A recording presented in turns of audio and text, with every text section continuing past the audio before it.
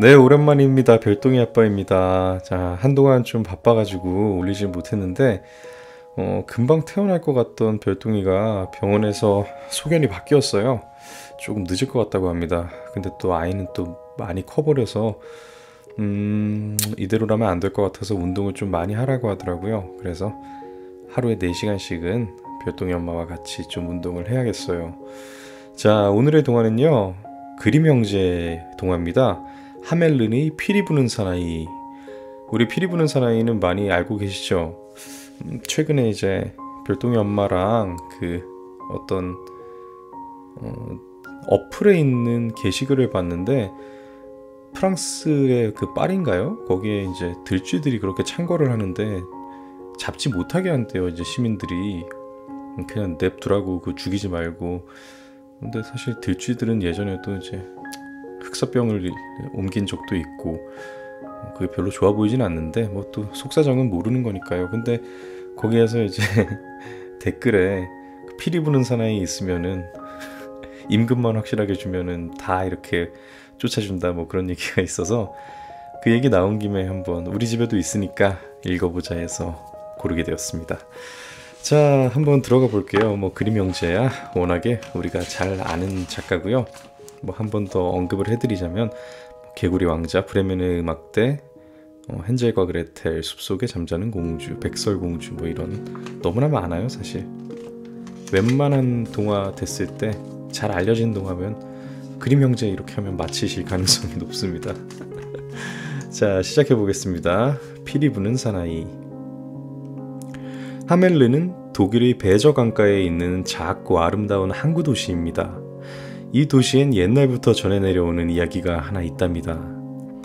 어느 날 하멜른에 엄청난 쥐떼가 몰려들었어요. 도시는 순식간에 수천만 마리의 쥐들로 뒤덮였죠. 그 때문에 도시 사람들은 한바탕 난리를 겪어야 했어요. 쥐들은 잠자는 아기를 물어뜯고 통 속에 들어가 치즈를 훔쳐먹기도 했어요. 생선 그릇을 깨뜨리고 모자 속에 새끼를 낳기도 했어요. 사람들은 쥐약을 놓고 쥐덫도 설치했어요. 하지만 쥐가 줄어들기는커녕 점점 더 많아지고 더욱 사나워졌죠. 한 번은 마을에 개와 고양이들을 잔뜩 풀어놓아 보았어요. 하지만 개들은 도망가고 고양이들은 쥐들에게 물려 죽었죠. 어떻게 하면 이 쥐들을 없앨 수 있을까? 마을 사람들은 아무리 생각해도 좋은 방법이 떠오르지 않았어요. 사람들은 견디다 못해 시청 앞 광장으로 몰려갔어요. 쥐 때문에 더 이상 살 수가 없어요. 무슨 대책을 세워주세요. 도대체 이 시장은 지금까지 뭘 하고 있는 거요? 화가 난 사람들이 아우성쳤어요. 그러자 시장이 투덜댔어요. 나더러 이 어쩌란 말이오. 내가 쥐떼를 몰고 온 것도 아니잖소. 차라리 이사 나가 버릴걸. 뭐라고요? 그런 무책임한 말이 어디 있어? 사람들은 시장의 말에 더욱 화가 났어요. 그때였어요. 낯선 사나이가 사람들 앞으로 뚜벅뚜벅 다가왔어요. 여러분, 이 쥐들을 모두 없애주면 내게 금화와 천냥을 주시겠소? 천냥이라? 천냥? 천냥이라는 말에 시장과 마을 사람들은 깜짝 놀랐어요. 천냥이면 마을의 텅 빈 창고를 곡식으로 가득 채우고도 남을 만큼 큰 돈이었죠. 하지만 다른 방법이 없었죠. 좋소. 이 쥐떼를 없애준다면 기꺼이 금화 천냥을 드리겠소. 낯선 사나이는 피리를 꺼내 불기 시작했어요. 그러자 쥐들이 찍찍 소리를 내며 거리로 몰려나왔어요. 할머니 쥐, 할아버지 쥐, 엄마 쥐, 아빠 쥐, 아기 쥐. 마을에 살고 있던 쥐란 쥐들은 모두 쏟아져 나와 기다랗게 줄지어 섰어요. 사나이는 피리를 불며 이 골목 저 골목으로 돌아다녔어요. 쥐들도 춤을 추며 피리 부는 사나이를 뒤따랐죠. 피리 부는 사나이는 수천만 마리나 되는 쥐떼를 거느리고 마을을 빠져나왔어요. 그러고는 배저강으로 들어갔어요. 그러자 쥐들도 사나이를 따라 강물 속으로 뛰어들었어요. 사나이는 강물에 몸을 담근 채 피리를 불고 또 불었어요. 자기를 따라온 쥐들이 강물에 빠지고 또 빠져서 단 한 마리도 남아있지 않을 때까지 말이죠. 시간이 얼마나 지났을까? 마침내 마을에 있던 쥐들이 모두 강물에 빠져 죽고 말았어요. 마을 사람들은 너무나 기뻐서 환호성을 질렀어요. 어떤 사람은 팔짝팔짝 뛰었고 어떤 사람은 노래를 불렀죠. 이제 마음 놓고 살 수 있게 되었어요. 쥐가 없는 세상에서 살게 되다니 정말 꿈만 같아. 오늘 밤부터는 이 편히 잠을 잘 수 있게 되었어요. 모두들 서둘러 쥐구멍을 막고 둥지를 불태우고 물청소를 했어요. 쥐떼가 남기고 간 흔적들을 하루라도 빨리 없애고 싶었으니까요. 얼마 후 피리 부는 사나이가 도시로 돌아와 말했어요. 자, 이제 약속한 금화 1000양을 주십시오. 금화 1000양이라고? 금화 1000양이라는 말에 시장과 사람들의 얼굴이 싹 변했어요. 그렇게 많은 돈을 주고 싶지가 않았거든요. 시장은 얼굴에 비겁한 미소를 지으며 말했어요. 나는 쥐들이 강물에 빠져 죽는 모습을 보았네. 하지만 자네와 했던 약속은 지킬 수가 없어. 그동안 우리도 많은 피해를 보았으니 금화 50냥만 받고 떠나주게. 그러자 피리 부는 사나이가 화를 내며 소리쳤어요. 그런 푼돈은 절대로 받을 수 없소. 그러니 약속한 대로 금화 1000냥을 내놓으시오. 만약 그렇게 하지 않으면 다시 피리를 불어 당신들이 후회하도록 해주겠소. 그러자 시장이 버럭 소리를 질렀어요. 마음대로 해봐. 실컷 피리를 불어보라고. 좋소. 나중에 후회하지 마시오. 피리 부는 사나이는 어디론가 떠나버렸고 도시는 다시 평화로워졌죠. 들판의 곡식들은 무럭무럭 자랐고 아이들은 즐겁게 뛰어놀았어요. 얼마 후 피리 부는 사나이가 다시 도시에 나타났어요. 피리 부는 사나이는 광장에 서서 피리를 불기 시작했어요. 그 소리는 너무나 달콤하고 부드러웠어요. 사람들은 하던 일을 멈춘 채 피리 소리에 귀를 기울였죠. 그런데 아이들이 하나 둘씩 광장으로 모여들기 시작했어요. 피리 소리를 듣고 잠자던 아이가 벌떡 일어나고 밥 먹던 아이가 숟가락을 든 채 달려왔어요. 남자아이, 여자아이, 작은아이, 큰아이. 아이들은 모두 즐거운 얼굴로 달려와 기다랗게 줄지어 섰어요. 잠시 후 사나이가 걷기 시작하자 아이들이 뒤따랐어요. 너무나 즐거워서 깡충깡충 뛰어가는 아이들도 있었어요. 시장과 어른들은 멍하니 서서 그 광경을 바라보기만 했어요. 너무 놀라 마치 나무 토막이 되어버린 것 같았죠. 피리 부는 사나이는 도시를 벗어나 들판으로 갔어요. 아이들도 즐겁게 춤을 추며 뒤따랐죠. 들판을 지나 산기슭에 이르자 그는 더욱 힘차게 피리를 불었어요. 그러자 커다란 바위가 갈라지더니 환한 동굴이 나타났어요. 아이들이 피리 부는 사나이를 따라 동굴 안으로 들어갔을 때 동굴 문이 닫히고 피리 소리도 뚝 그쳤어요. 이제 아이들의 모습은 어디에서도 찾아볼 수가 없었어요. 단지 맨 뒤에서 따라가던 절름발이 소년만이 남아있을 뿐이었죠. 그 아이도 동굴 속으로 들어가려 했지만 갑자기 동굴 문이 닫히는 바람에 놀라서 그만 뒤로 넘어지고 말았어요. 혼자 남겨진 소녀는 엉엉 울며 마을로 돌아왔어요. 피리 부는 사나이가 아이들을 데리고 동굴 안으로 들어갔어요. 시장과 어른들은 서둘러 소년이 말한 곳으로 달려가 보았어요. 하지만 그곳에는 커다란 바위만이 있을 뿐이었죠.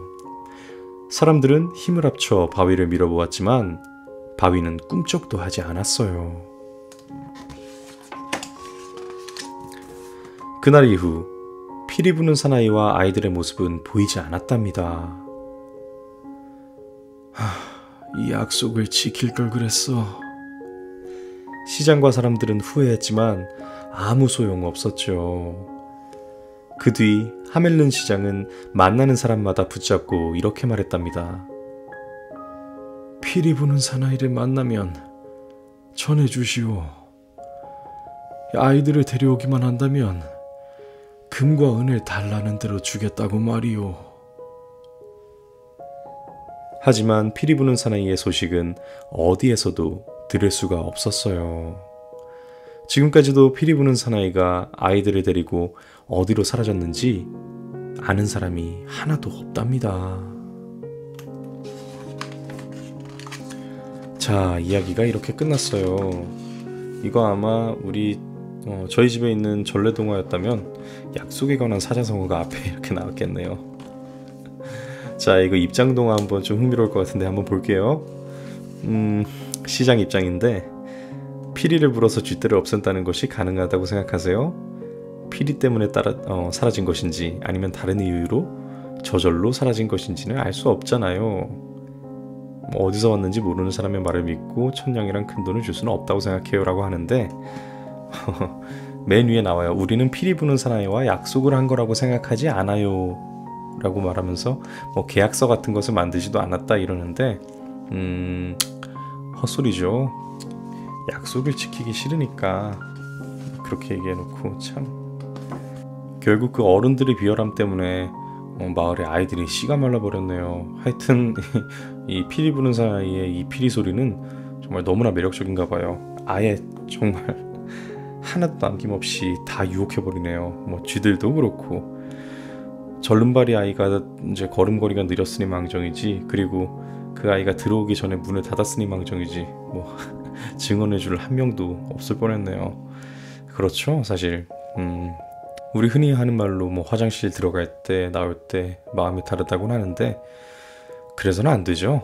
네, 약속을 했으면 어떻게든 지켜야 되고, 사실 요즘에 그런 생각 많이 합니다. 이제 육아를 해야 되는 입장이다 보니까 물론 아이와 약속을 하고 그것을 이행하는 부분에 있어서 애로사항을 겪는 그런 문제는 아직 좀 머나먼 뒤의 일이지만 그래도 미리부터 준비를 해야 된다 생각해요. 그래서 간혹가다 이제 나는 어떻게 해야 될까 이런 생각을 많이 해보는데, 아이와 한 약속은 어떻게든 지켜야죠. 그리고 그것을 얼마나 지키기 힘든 건지도, 그리고 지키기 힘든 상황에서도 얼마나 지키기 위해 노력을 했고 끝내 지켜냈는지를 알려주는 그 과정 자체가 다 교육이라고 생각을 해요. 뭘 어떻게 해야 된다라고 하는 정의에 가까운 말들을 이렇게 무작정 이렇게 늘어놓고 가르치는 것보다는 사실 삶이 교육이죠. 네, 그런 모습을 보여주면서 마치 물을 들이듯이 은근히 전해지기를, 그런 교육 방법이 적어도 학습을 얘기하는 건 아닙니다. 학습 교육은 그 나름대로의 방법을 또 찾아야겠죠. 근데 인성교육만큼은 그 가정교육이요. 그런 가정에서의 인성교육만큼은 그렇게 은근히 전해지기를 바라면서 부모부터가 이제 행동 거지를 똑바로 하는 게 그것만은 한 정답이 없다고 생각을 해요. 자, 오늘 73번째 동화 그림 형제의 하멜른이 피리 부는 사나이였습니다. 자, 오늘도 돌아왔습니다. 별똥이 아빠입니다. 오늘의 동화는요, 전래동화 망주석 재판이라는 거예요. 그 망주석이라고도 하고 망부석이라고도 있는데 그 뭐가 다른가요? 저 이거 한번 찾아봐야겠네요. 지금 찾아보니까 전혀 다른 게 많네요. 그 망부석은 흔히 알고 있는 아내가 남편을 기다리다가 그 돌이 되어버린, 그래서 남편을 기다리다가 그대로 굳어져 버린 여인 형상의 작은 돌, 크기는 크다고 볼 수도 있겠네요. 그 돌을 얘기하고요. 망주석은 우리 무덤가에 가면 이제 무덤을 꾸미기 위해서라고 해야 될까요? 양옆에 한 쌍으로 이렇게, 보통은 팔각 돌기둥이죠. 이렇게 기둥을 이렇게 두 개 세워놓은 비석 말고요. 그 기둥 같은 돌을 얘기한다고 해요. 이 망주석 재판은 사실 내용을 어느 정도는 압니다. 그치만 모르시는 많은 분들을 위해서 이쯤하고 한번 들어가 볼게요. 자, 어떤 사자성어가 있을까요? 공명정대. 재판이라는 단어랑 참 어울리는 사자성어죠. 자, 한번 들어가 보겠습니다. 망주석 재판. 햇볕이 쨍쨍 내리쬐는 어느 여름날에 더위에 지친 비단 장수가 망주석 그늘 아래에서 잠이 들었어요. 산들산들 불어오는 바람을 부채 삼아 새들의 노랫소리를 자장가 삼아 비단 장수는 달콤한 잠에 푹 빠져들었죠.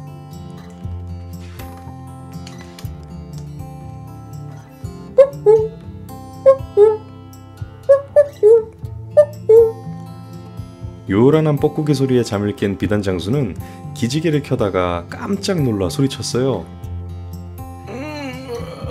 와, 내 비단이 없어졌다.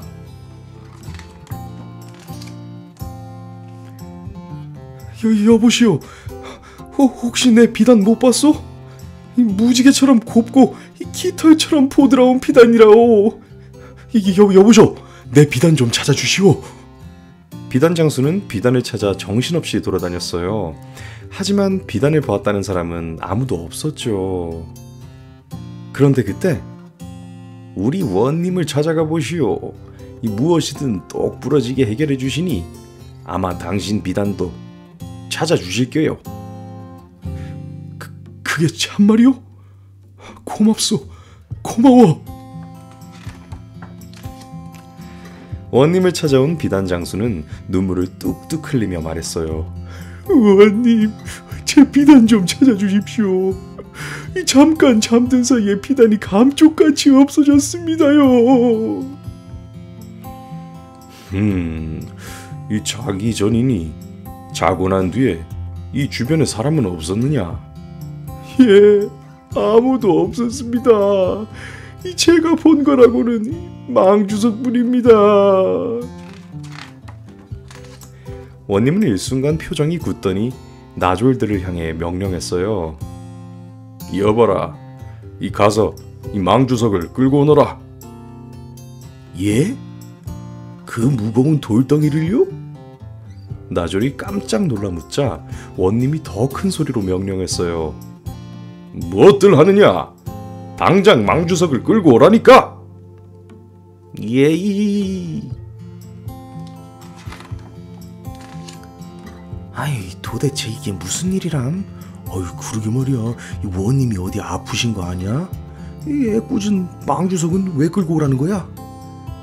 마을 사람들은 밤늦도록 들려오는 영차 소리에 잠을 잘 수가 없었어요. 사르르 두 눈이 감겼다가도 영차 소리에 눈이 번쩍 뜨였죠. 응차, 영차, 꽁꽁 묶어서 으라차차 힘껏 밀어라. 영차, 영차, 꽁꽁 묶어서 으라차차 힘껏 당겨라. 다음날 아침 끌려온 망주석을 보려고 마을 사람들이 관아로 모였어요. 헛기침 소리에 사람들은 모두 숨을 죽이고 원님을 쳐다봤어요. 네, 이놈, 망주석은 바른 대답만 하거라. 비단 장수의 비단을 가져간 자가 누구냐? 원님의 목소리가 관아마당에 쩌렁쩌렁 울렸어요. 그렇지만 돌덩이인 망주석이 대답을 할 리가 없었죠. 오호, 이 아무 말이 없는 걸 보니 너도 도둑과 한패로구나. 여봐라, 저 못된 망주석의 볼기를 매우 쳐라. 망주석이 곤장을 맞자 사람들이 쑥덕대기 시작했어요. 아이, 돌덩이한테 대답을 하라니 이 무슨 일이래? 아니, 쓸데없이 원님이 이 더위를 잡수셨어? 저런다고 돌덩이가 아프기나 하겠어? 사람들은 웃음을 참으려고 애를 썼지만 그럴수록 웃음이 더 터져나왔어요. 사람들의 웃음소리에 원님은 크게 화를 내며 소리쳤어요. 누구냐? 이 감히 재판 중에 웃는 사람이? 이 버릇없는 자들을 모두 옥에 가두거라. 사람들은 땅에 납작 엎드려 두 손 두 발을 싹싹 빌었어요. 아이, 원님, 잘못했습니다. 한 번만 용서해 주십시오. 아이고, 제발 용서해 주십시오. 시키시는 일은 무엇이든 다 하겠습니다. 좋다. 그렇다면 해지기 전까지 비단을 한 필씩 부여오너라. 비단을요? 그게 싫다면 옥살이를 하겠느냐? 아닙니다. 구해오겠습니다. 사람들은 비단을 구하러 우르르 달려나갔어요. 비단 한 필 주시오. 여보게, 이 비단 한 필 주게. 아이, 그 남는 비단 한 필 주시오. 으이시구, 비단 구했다. 바쁘다 바빠. 여보시오, 비단 한 필 주시오. 숨차다 숨차. 이보시오, 나도 비단 한 필 주시오. 사람들은 이 마을 저 마을 온 장터를 샅샅이 뒤져 비단 한 필씩을 구해서 관하로 돌아왔어요.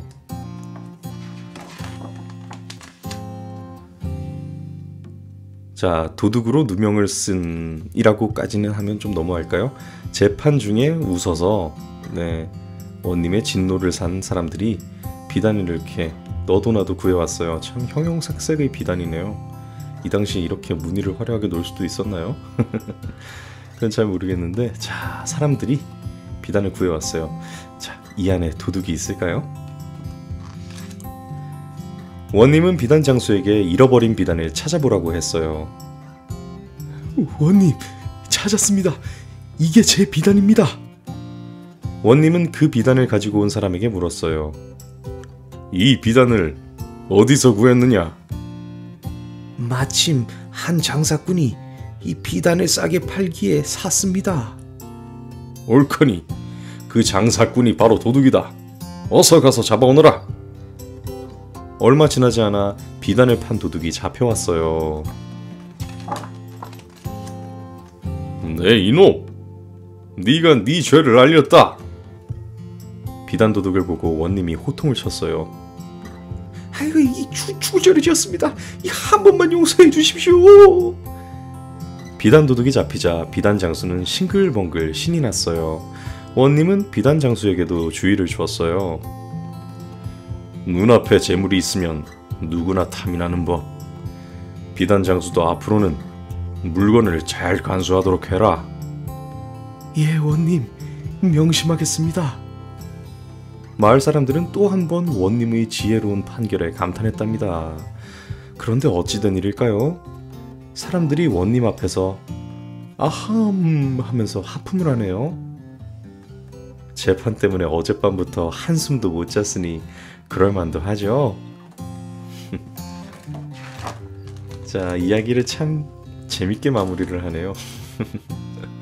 네, 어찌 보면은 되게 썰렁하고 뜬금없이 끝날 수도 있는데 참 이런 게 작가 글쓴이들의 재주인 것 같아요. 참 어떻게 이렇게 자연스럽게 끝날까요? 자, 네, 저는 이제 읽으면서 기억이 더 확실하게 나고 막 그랬는데 어떠셨나요?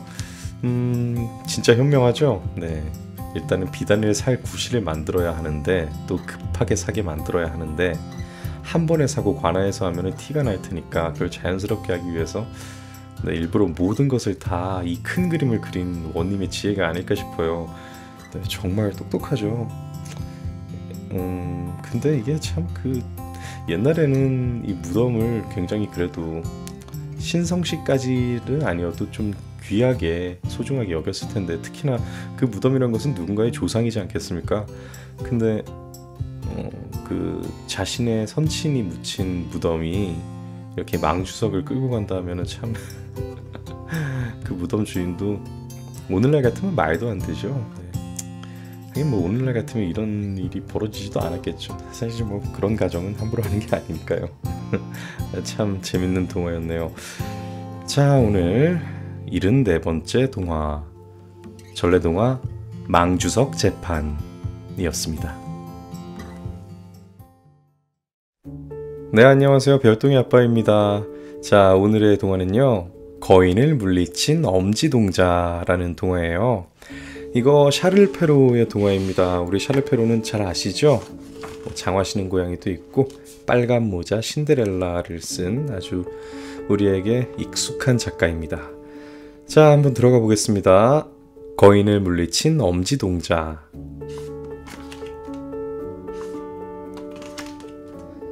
아들이 7명이나 있는 나무꾼 부부가 살았어요.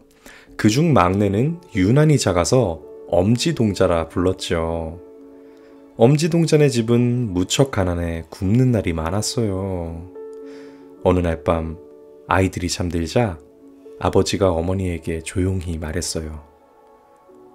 모두 굶어 죽게 생겼으니 다른 나무꾼이 아이들을 데려갈 수 있도록 숲에 두고 와야겠소.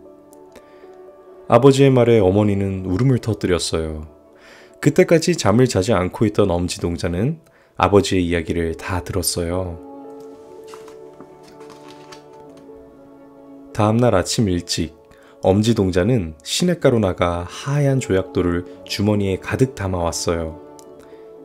숲으로 나무를 하러 가자. 다들 어서 따라오너라. 날이 밝자 아버지는 아이들을 데리고 숲으로 갔어요. 엄지동자는 아무도 몰래 조약돌을 하나씩 떨어뜨리며 따라갔어요. 자, 나는 나무를 해올 테니 너희들은 여기서 나뭇가지를 줍고 있거라. 아버지는 아이들만 숲에 놓아둔 채 집으로 돌아왔어요. 한참이 지나도 아버지가 돌아오지 않자 아이들은 울기 시작했어요. 그러자 얼른 엄지동자가 말했어요. 형들, 걱정하지 마. 내가 놓아둔 조약돌을 따라가면 돼. 아이들이 집에 무사히 돌아오자 어머니는 아이들을 부둥켜 안고 울었어요. 나무꾼 부부는 마을 영주에게 부탁해 약간의 먹을 것을 얻었지만 그것도 금세 없어졌어요. 어쩔 수 없이 아버지는 아이들을 더 깊은 숲속에 두고 오기로 했어요.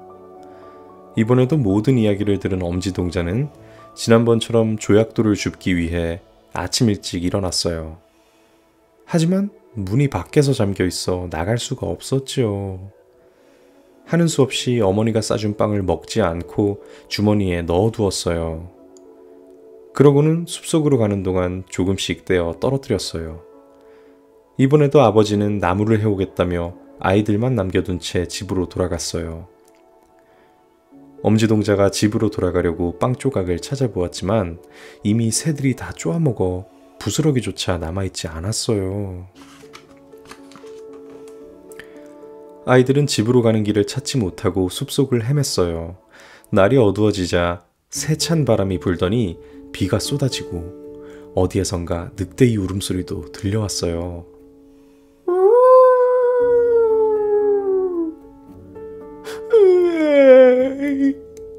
우리는 늑대에게 잡아먹히고 말 거야.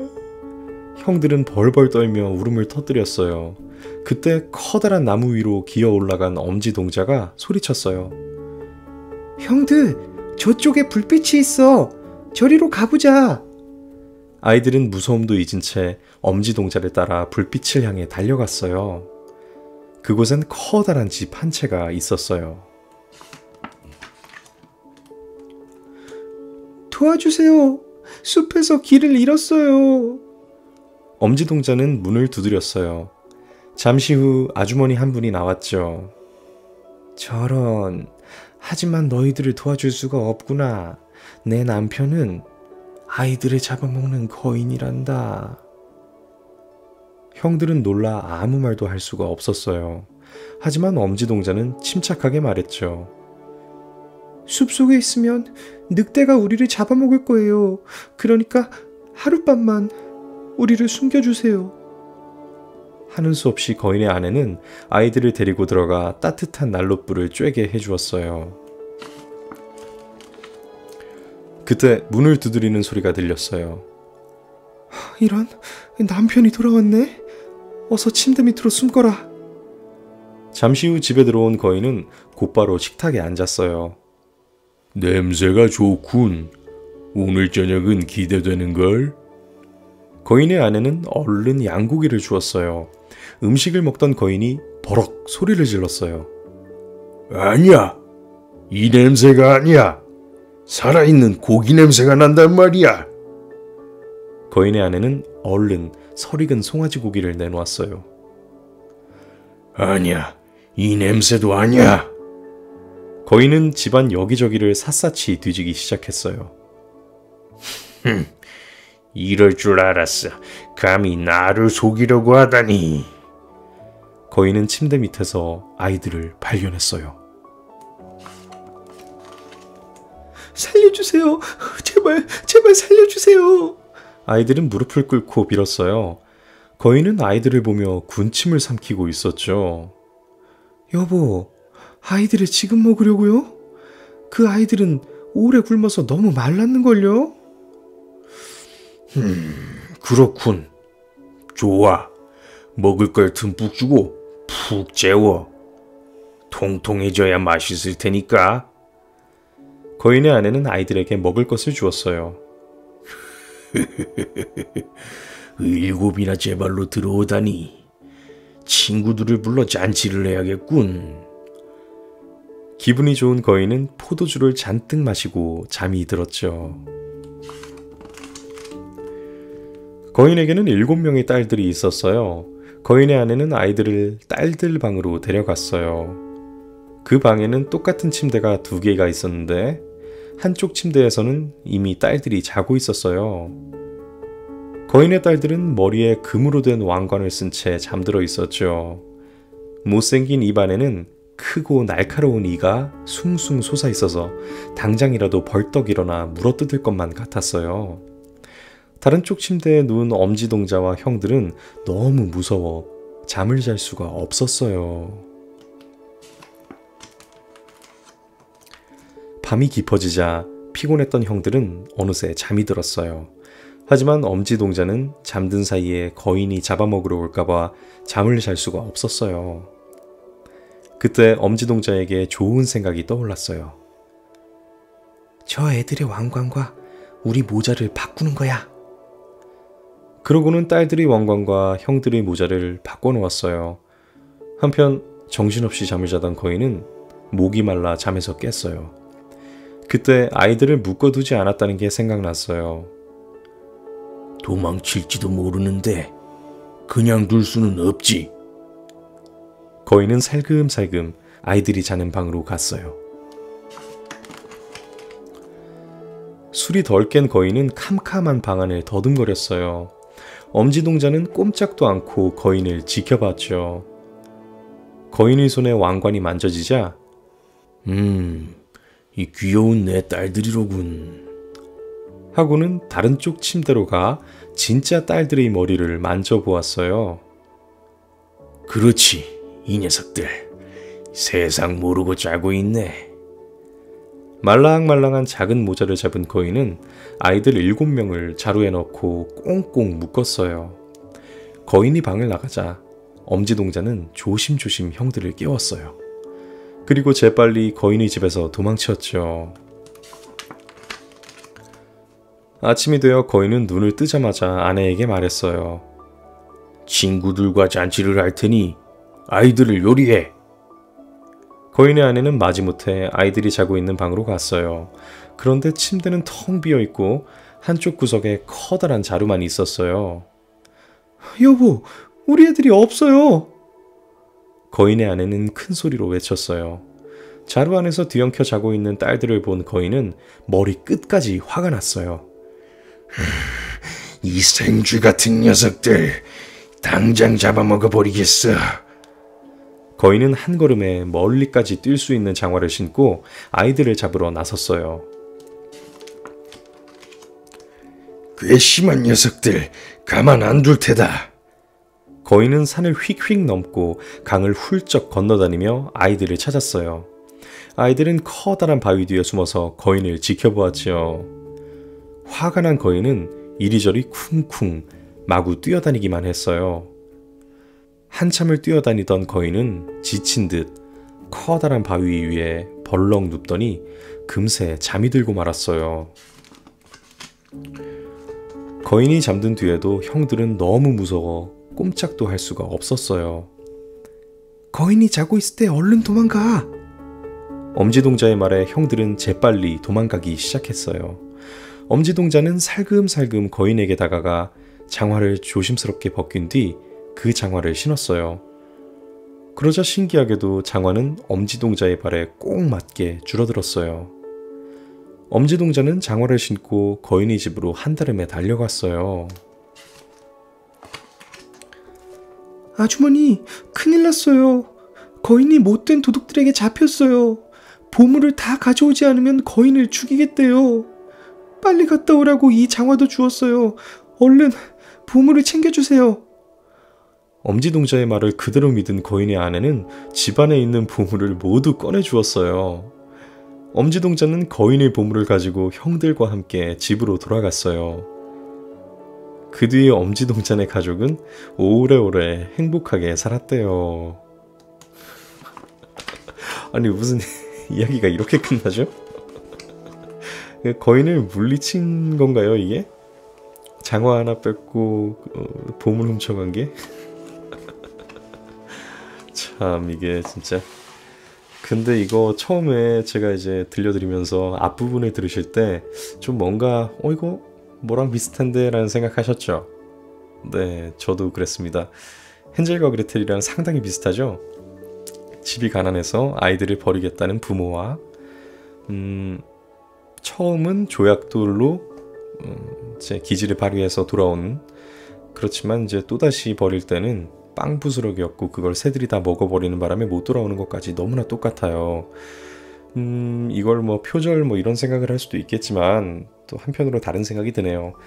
당시 시대상이 아닐까 싶어요. 그러니까 너무나 이제 궁핍한 시대에 아이들을 버리는 것마저, 그러니까 그게 평범한 일은 그때도 아니었겠지만 그런 일이 뭐 어느 정도 일어나고 있었던 게 사실이었던 그런 때가 아닐까 싶어요.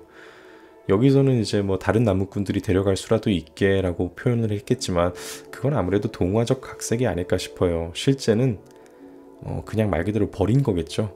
네. 그리고 죽을 수밖에 없는 상황일 테니까.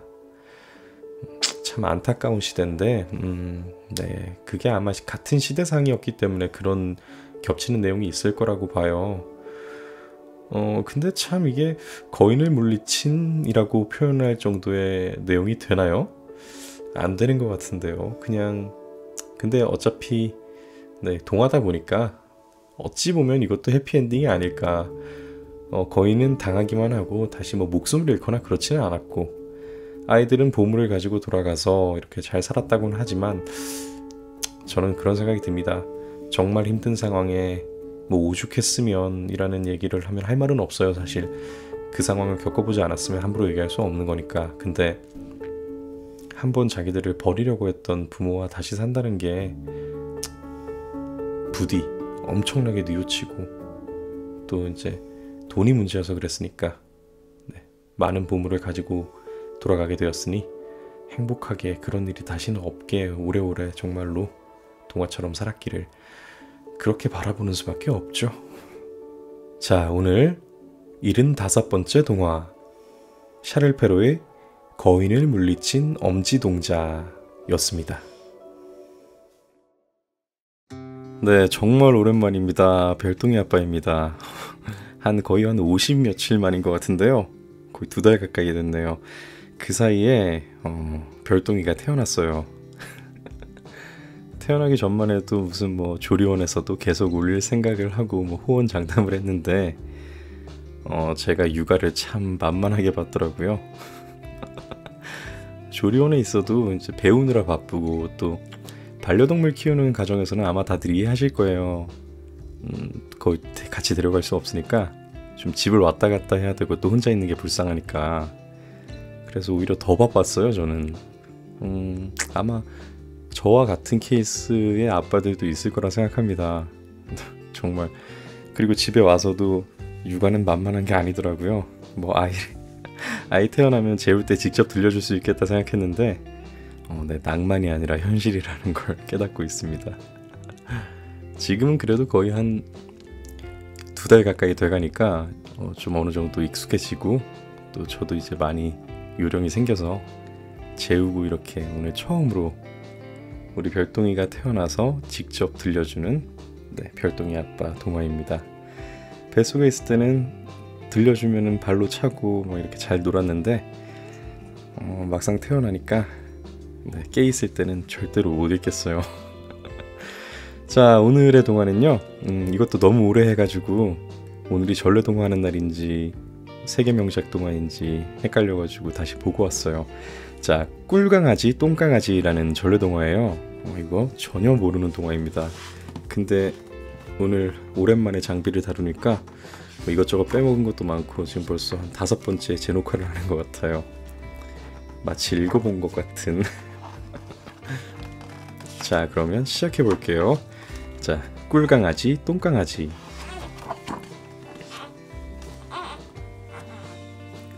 자, 별똥이는 지금 엄마 품 위에서 이렇게 자고 있습니다.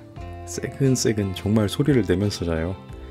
자, 옛날 고리 깊은 두메 산골에 늙은 어머니를 모시고 사는 총각이 있었어요.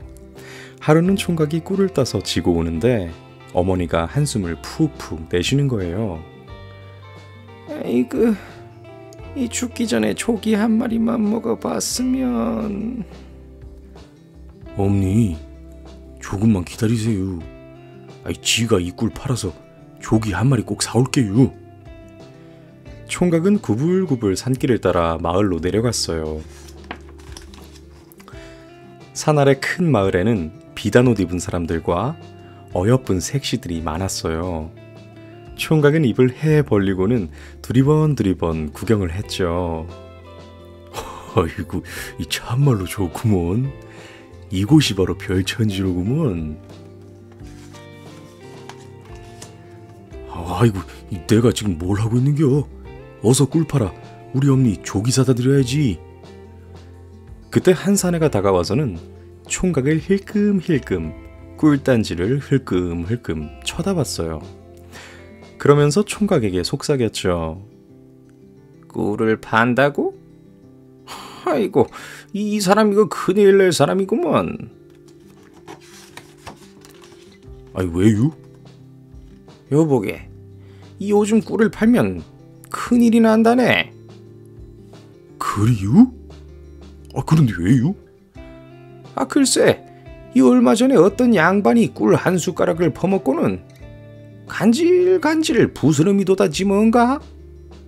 하루가 지나니 가족들도 간질간질, 이틀이 지나니 하인들도 간질간질, 사흘이 지나니 이 온 마을 사람들이 모두 간질간질 부스럼병에 걸렸다네.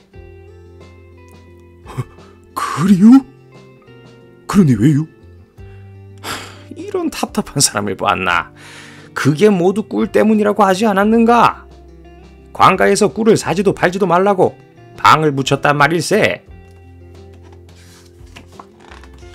총각은 코끝이 시큰시큰 눈물이 핑 돌았어요. 어쩐데요? 이 꿀 못 팔면 큰일 나요. 우리 엄니 조기 사다 드려야 한단 말이에요. 사내는 한참을 곰곰이 생각하는 듯 하더니 좋네. 그럼 내가 그 꿀을 사겠네. 대신 많이는 못 쳐주고 한 양 쳐줌세. 총각은 눈물을 훔치며 꿀 항아리를 내밀었어요. 한 양이면 조기 한 마리 살 수 있지요? 그럼 그렇지. 이 얼마든지 살 수 있지. 그러면서 사내는 휑하니 가버리는 거예요. 총각은 한 양을 손에 꼭 쥐고 물어물어 장에 도착했어요. 조기요, 싱싱한 조기 사세요. 총각은 냅다 달려가서 한 양을 쑥 내밀었어요. 조기 한 마리 주셔요. 그러자 조기 장수는 매섭게 쏘아붙였어요. 이 세상에 한 양짜리 조기가 어디 있나? 요 작은 놈도 단양은 받아야 하는디. 총각은 온몸에 기운이 쑥 빠지는 듯 했어요. 뭐라고요? 조기 한 마리에 한 양 아닌감요? 기운이 쫙 빠진 총각이 비척비척 걸어가는데 꿀장수가 보였어요. 저거 뭐요? 꿀장수 아니요? 총각은 꿀장수를 붙잡고 사내에게 들은 이야기를 물어보았어요. 아니 그 무슨 해괴망측한 소리인가? 웬 놈에게 속았구먼. 총각은 배배 속이 꼬이고 울컥 우라가치밀어 참을 수가 없었어요.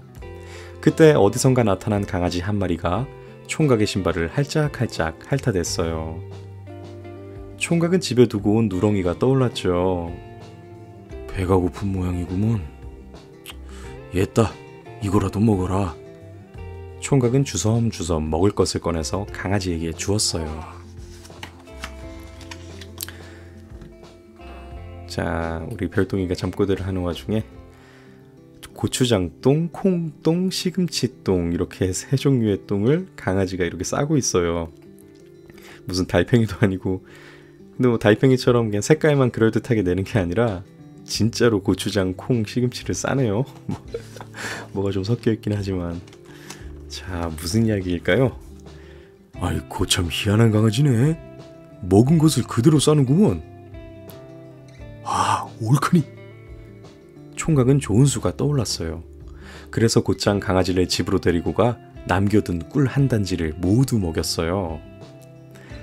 얼마 후 강아지는 찍찍 물지똥을 싸는가 싶더니 몽글몽글 꿀똥을 싸기 시작했어요. 색깔도 냄새도 제법 꿀처럼 보였죠. 맞구먼. 이 강아지로 사내를 혼내줘야겠구먼. 다음날 총각은 강아지를 번쩍 들어 안고는 자기를 속인 사내를 찾아 나섰어요. 온 마을을 뒤지고 다니다가 지친 총각이 주막에서 물을 얻어 마시다가 사내를 발견했어요. 꼼짝없이 잡힌 사내는 변명을 늘어놨지요. 오늘 아침에 이 꿀을 팔아도 된다는 방이 붙었지 뭔가. 아이 그런데 그 강아지는 뭔가? 꿀똥 싸는 꿀강아지구먼요. 총각이 강아지 궁둥이를 툭툭 치자 몽글몽글 꿀이 흘러나오는 거예요.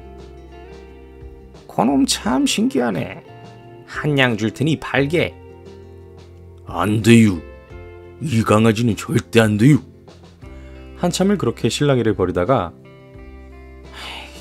그럼 가진 거 모두 줄 테니 이 팔게 하며 사내가 돈주머니를 내밀었어요. 총각은 그제야 꿀강아지를 주었지요. 아이 근데 이 강아지가 꿀강아지임이 틀림없지? 그럼요. 꿀을 먹이기만 한다면요. 총각은 두둑한 돈주머니를 받아들고 휑하니 가버렸어요. 뭐? 꿀을 먹이기만 한다면? 내가 잘못 들었나? 아, 뭐 잘 먹이기만 한다면 그야 자신 있지. 사내는 꿀강아지에게 고기며 과일이며 온갖 음식을 먹였어요. 반나절이 지나자 뽕! 아이코 이 귀한 방귀! 한나절이 지나자 뿡뿡뿡! 아이코 이 거름똥 말고 귀한 꿀똥 빨리 누시게! 사내는 금단지를 꺼내 강아지 꽁무니에 댔어요. 그런데 된 똥만 잔뜩 싸는 거예요. 이런 고얀 놈! 이 똥강아지를 팔다니! 화가 난 사내는 강아지를 끌고 총각을 찾아 나섰어요. 그런데 이름도 모르고 집도 모르는 총각을 어찌 찾겠어요. 게다가 강아지는 계속 찍찍 물지똥을 싸대는 거예요. 아이쿠 이 촌놈이라고 얕봤다가 된통당했네. 사내는 그만 길을 잃고 산속을 헤매다가 간신히 집으로 돌아갔어요. 참, 사내에게서 받은 돈으로 조기를 산 총각은 어머니와 함께 맛난 저녁을 먹었답니다. 네, 이야기가 이렇게 끝이 납니다. 자, 오랜만에 읽으니까 좀 중간에 좀 버벅이기도 하고, 근데 그보다도 우리 별똥이가 중간에 자꾸 이렇게 잠꼬대를 하고 뭐 그러면서 소리를 내서 그래서 끊어가는 부분이 좀 있었어요. 자, 그래도 아빠가 처음으로 읽어줬는데 중간에 이렇게 반응도 하고 그런 것 같아서 오히려 기쁩니다. 자, 이제 점점 우리 별똥이도 커갈 거고 저도 아빠로서 한 걸음씩 더 성장해 갈 테니까 앞으로는 여유를 내서 이렇게 짬을 내서 계속 이어가야죠. 자, 오늘 76번째 전래동화 꿀강아지 똥강아지였습니다. 네, 반갑습니다. 별똥이 아빠입니다. 자, 또 오랜만에 찾아왔는데요. 오늘의 동화는요, 한때 지금도 마찬가지지만 극장에서 인기가 상당하죠. 알라딘입니다. 알라딘과 요술램프인데요.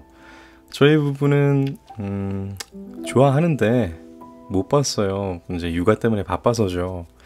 그래서 오늘도 생각이 난 김에 보러 갈까 하다가 조만간에 이제 또 라이온킹이 실사화가 개봉을 한다 해서 최근에 저희 라이온킹 다시 봤거든요. 아무래도 육아 때문에 영화를 자주 볼 수는 없고 그래서 라이온킹을 위해 포기했습니다. 보신 분들은 부럽습니다. 자, 그러면은 디즈니 덕분에 너무나 잘 아시는 동화이니까요. 한번 바로 들어가 볼게요. 알라딘과 요술램프.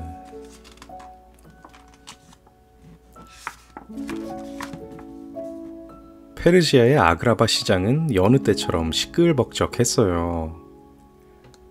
도둑이야! 빵도둑 잡아라! 빵장수가 고래고래 소리를 지르며 한 젊은이를 뒤쫓고 있었어요. 빵도둑은 바로 알라딘이었죠. 알라딘은 재빨리 지붕을 타고 뒷골목으로 도망쳤어요. 이제 쫓아오는 사람이 없군. 빵을 먹어볼까? 그런데 옆에서 불쌍한 노인이 침을 삼키며 빵을 바라보고 있었어요. 알라딘은 노인에게 빵을 건네주고 힘없이 터벅터벅 거리며 생각했어요. 저 궁전에 사는 사람들은 얼마나 행복할까? 한편 궁전에 사는 자스민 공주는 아버지가 억지로 결혼을 시키려고 하자 몰래 궁전을 빠져나왔어요. 북적거리는 시장을 신나게 구경하던 공주는 옆에 있던 사과 하나를 냉큼 집어먹었죠. 그러자 사과 장수가 버럭 화를 내며 말했어요. 이봐요. 사과를 먹으려면 돈을 내야지, 돈을. 돈이요? 전 돈이 없어요. 아니, 돈도 없이 남의 물건을 왜 가져가? 사과 장수는 공주의 팔을 꽉 비틀었어요. 그 모습을 지켜보던 알라딘이 얼른 다가와 주인에게 말했어요. 저 아저씨, 제 동생인데 머리가 좀 아파요. 정말 죄송해요. 왜? 어쩐지 좀 이상한 것 같더니만. 알라딘은 자스민 공주를 데리고 그곳을 빠져나왔어요. 넌 어디서 왔니? 알라딘이 물었어요. 집에서 도망쳤어. 나랑 같이 놀지 않을래? 두 사람은 다시 시장 이곳저곳을 돌아다녔어요. 그때였어요. 경비병들이 달려오며 소리쳤어요. 저기 공주님이 있다. 잡아라. 공주는 경비병들에게 붙잡혀 궁전으로 돌아가고 알라딘은 그 자리에 털썩 주저앉고 말았어요. 그 아가씨가 공주였다니. 공주 생각에 넋이 나가 있는 알라딘에게 망토를 두른 사람이 다가와서 말했어요. 젊은이, 부자가 되고 싶나? 엄청나게 많은 보물이 감춰진 신비한 동굴을 알고 있는데 같이 가보지 않겠나? 그 사람은 못된 마법사 자파였어요. 자파는 동굴 속에 요술 램프를 갖고 싶었지만 깨끗한 마음을 가진 사람만이 램프를 가져올 수 있었기 때문에 알라딘에게 다가왔던 거예요. 동굴 앞에 다다른 자파가 말했어요. 알라딘, 램프만 가지고 나오게. 동굴로 들어간 알라딘은 자기의 눈을 믿을 수가 없었어요. 우와, 나무에 온갖 보석들이 달려있네. 이건 마법의 양탄자잖아. 그 순간 마법의 양탄자가 알라딘을 태웠어요. 램프가 있는 곳으로 가자. 알라딘의 말에 양탄자는 램프가 있는 동굴의 계단 끝까지 휙 하고 날아갔어요. 먼지투성이인 이런 낡은 램프 때문에 여기까지 오다니. 알라딘은 이상한 생각이 들었어요. 램프를 집어든 알라딘이 동굴 입구로 다가가자 갑자기 천장에서 돌들이 떨어져 내리기 시작했어요. 동굴벽 한쪽으로 몸을 피한 알라딘이 소리쳤어요. 자파! 저를 꺼내주세요! 그러자 소매 속에서 칼을 꺼낸 자파가 말했어요. 어서 램프를 이리 내놔. 먼저 저를 여기서 꺼내주세요. 혼자서 올라갈 수 없단 말이에요. 어서 램프를 달라니까. 동굴이 무너진단 말이야. 깜짝 놀란 알라딘은 동굴 속으로 다시 들어갔어요. 잠시 후 무너져 내린 돌더미가 동굴 입구를 꽉 막아버렸어요. 동굴에 갇혀버린 알라딘은 한참 동안 램프를 살펴보았죠. 다 낡아빠진 고물인데 먼지나 닦아야겠다. 옷자락으로 램프를 쓱쓱 문지르자 펑 하고 푸른 연기와 함께 갑자기 커다란 거인이 나타났어요.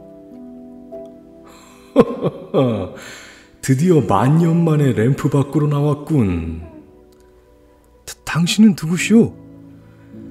전 램프의 요정 지니입니다. 나를 램프에서 꺼내주었으니 주인님의 소원을 3가지 들어드리지요. 알라딘은 믿기 어려웠지만 소원을 말해보기로 했어요. 첫 번째 소원은 우선 이곳에서 나가는 거야. 지니와 알라딘은 눈 깜짝할 사이에 동굴 밖으로 나왔어요. 이제 네 소원을 말해봐. 알라딘은 지니의 소원도 들어주어야겠다고 생각했어요. 저의 소원은 자유를 갖는 거예요. 이 램프 안은 너무 따분하거든요. 알라딘은 3번째 소원으로 지니를 자유롭게 해주겠다고 약속했어요. 지니, 2번째 소원은 자스민 공주와 결혼하는 거야. 그러려면 멋진 궁전과 많은 보물이 필요해. 그러자 지니는 갖가지 진귀한 보물들을 가득 가져다 주었어요. 알라딘은 코끼리를 타고 궁전으로 갔어요. 진귀한 보물을 많이 받은 왕은 공주와의 결혼을 허락했죠. 그날 밤 알라딘은 공주와 함께 마법의 양탄자를 타고 하늘을 날아다녔어요. 한편 알라딘이 공주와 결혼했다는 소식을 들은 자파는 머리 끝까지 화가 났어요. 나의 램프를 훔친 알라딘, 이놈. 너의 행복을 모두 빼앗아 버리겠다. 자파는 램프 장수처럼 모습을 바꾼 뒤 알라딘이 사는 궁전 근처로 갔어요. 낡은 램프를 새 것으로 바꿔드립니다. 마침 혼자 있던 공주는 알라딘이 옷장 안에 넣어둔 낡은 램프를 새 것으로 바꾸려고 했어요. 이런 낡은 램프도 바꿔주나요? 네네, 물론이지요. 얼마든지 바꿔드리겠습니다. 램프를 손에 넣은 자파는 2손으로 비비며 큰 소리로 외쳤어요. 램프의 거인이여, 나의 소원을 들어다오. 알라딘의 궁전과 공주를 얼음나라로 옮겨놓아라. 램프의 요정 지니는 자파의 명령을 따를 수밖에 없었어요. 공주와 궁전이 사라진 것을 안 알라딘은 마법의 양탄자에 올라타며 말했어요. 지금 당장 공주가 있는 곳으로 데려가다오. 알라딘을 태운 양탄자는 한참을 날아가더니 수정처럼 빛나는 얼음이 있는 곳에서 멈췄어요. 얼음 궁전으로 들어간 알라딘은 한참 만에 모래시계 속에 갇힌 공주를 발견했어요. 램프를 찾아 원래대로 돌려놓아야겠어. 알라딘은 램프를 찾아다니다 자파에게 들키고 말았어요. 자파가 코브라 지팡이를 들어올려 치려고 하자 알라딘이 큰 소리로 말했어요. 하하, 나는 당신이 세상에서 가장 위대한 마법사라고 들었소. 하지만 당신이 램프를 가지려고 한 것 보니 지니가 당신보다 훨씬 강한 것 같은데? 그렇지 않소? 약이 잔뜩 오른 자파는 부드득 이를 갈며 말했어요. 그렇지 않다는 걸 보여주지. 지니, 나를 세상에서 가장 강한 램프의 거인으로 만들었다오. 펑. 알라딘, 잘 보아라. 이제 이 세상에서 나보다 강한 자는 없다. 자파가 으스대며 소리쳤어요. 그러자 알라딘이 램프를 문지르며 말했어요. 맞아. 당신이 제일 강한 것 같군. 램프의 요정 자파. 이제 램프 속으로 들어가거라. 안 돼. 내 몸이. 으아! 자파는 순식간에 램프 속으로 사라져버렸어요. 알라딘은 약속대로 지니를 자유롭게 해주었어요. 지니는 커다란 입술로 알라딘의 뺨에 뽀뽀를 했죠. 알라딘, 약속을 지켜줘서 고마워. 어려운 일이 있으면 나를 불러. 지니는 알라딘의 궁전을 원래 있던 곳으로 옮겨놓았고 알라딘과 공주는 마법의 양탄자를 타고 궁전으로 돌아왔죠. 모두 잠이 든 깊은 밤, 알라딘은 램프를 들고 강가로 나갔어요. 그러고는 램프를 강에 힘껏 던져버렸죠. 요술 램프는 지금도 페르시아의 강 어딘가에 있을 거예요. 누군가가 램프를 꺼내 문지르며 램프의 요정아 하고 자신의 이름을 불러주기를 간절히 기다리면서 말이죠. 자, 오늘의 동화가 이렇게 끝이 났습니다. 자, 뭐 스토리는 다들 아시죠? 근데 아무래도 굉장히 짧게 이렇게 얇은 동화책으로 축약을 하다 보니까 많은 부분이 생략됐는데, 특히나 이제 애니메이션에서는 좀 극적인 효과 때문에 자파와의 알라딘의 싸움에 이렇게 상당히 많이 할애를 하죠. 옛날에 이렇게 만화로 된 애니메이션 때는 봤는데 굉장히 흥미로운 부분이 많잖아요. 그 애니메이션에는 원숭이 아부가 나오죠. 참 감초인데 디즈니는 꼭 그렇게 감초 역할을 하는 캐릭터들을 조연으로 이제 배치를 하는 것 같아요. 라이언킹에서는 티몬과 푼바였고 꼭 그런 게 보이는 것 같아요. 주인공 빼고도 가장 최근에 기억에 남는 조연 캐릭터는 올라프죠. 그렇게 마음에 드는 캐릭터를 본 적이 없는 것 같습니다. 자, 오늘 77번째 동화 알라딘과 요술램프였습니다. 네, 별똥이 아빠입니다. 자, 오늘의 동화는요, 이 동화는 아마 아시는 분들 많으실 것 같아요. 반쪽이라는 전래 동화입니다. 제가 이거를 어렸을 때부터 봤는데요. 처음에는 이게 뭔 얘기일까, 반쪽이가 뭘까 하다가 사람 이름 같긴 했어요. 근데 이거 좀 되게 흥미로워요. 한번 들려드릴 테니까 한번. 자, 시작하겠습니다. 반쪽이.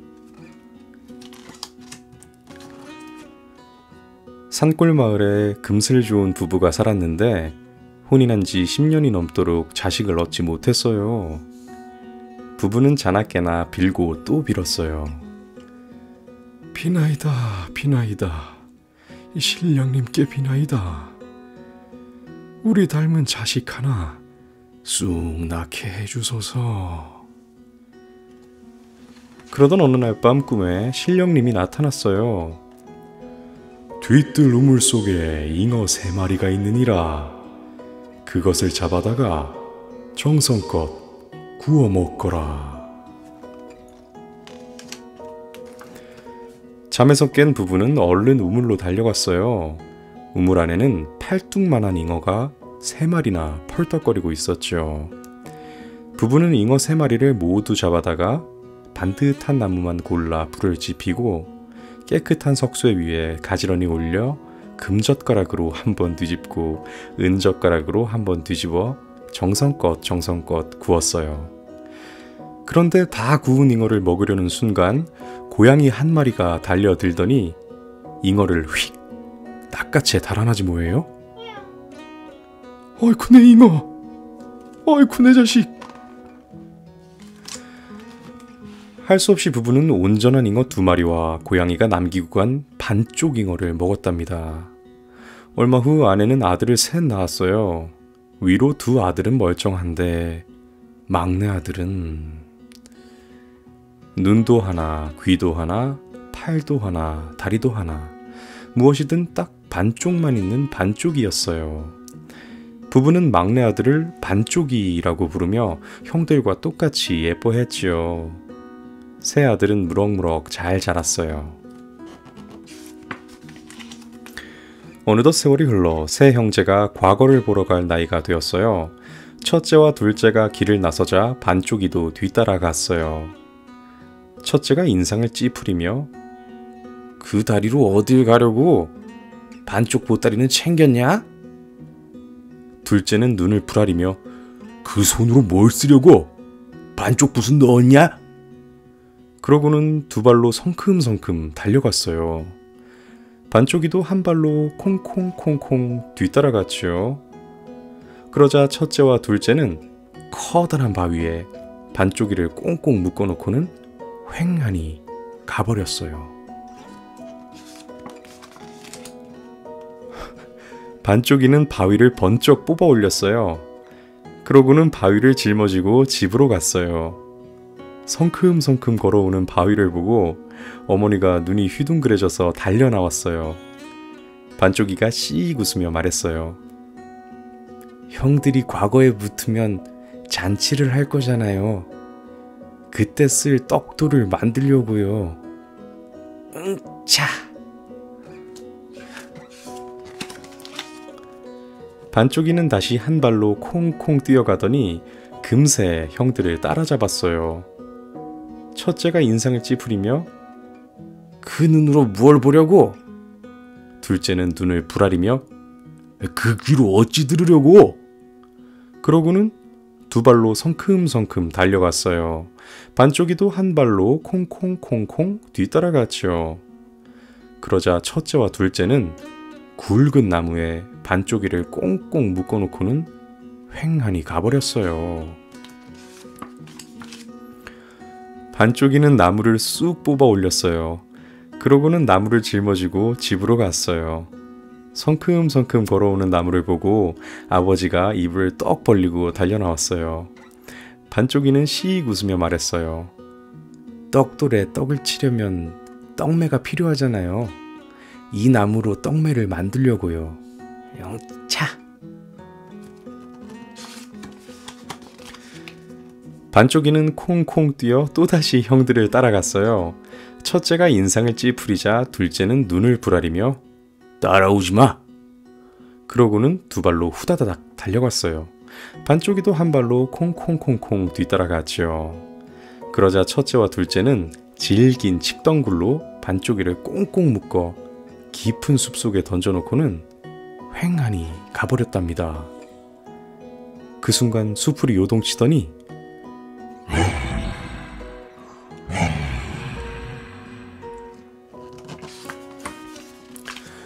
호랑이들이 어슬렁어슬렁 나타나 반쪽이를 에워쌌어요. 으라차차! 반쪽이는 칡덩굴을 투두둑 끊어버리고는 한쪽 다리로 뻥! 한쪽 손으로 휙! 반쪽이에게 흠씬 얻어맞은 호랑이들은 여기저기 픽픽 고꾸라졌어요. 반쪽이는 호랑이 가죽을 모조리 벗겨 둘러매고 집으로 돌아가려는데 그만 날이 저물었어요. 반쪽이는 부자 영감네 집에서 하룻밤 묵어가기로 했지요. 호랑이 가죽을 본 부자 영감은 슬그머니 욕심이 생겼어요. 나랑 장기 세 판을 두세. 자네가 이기면 내 딸을 줌세.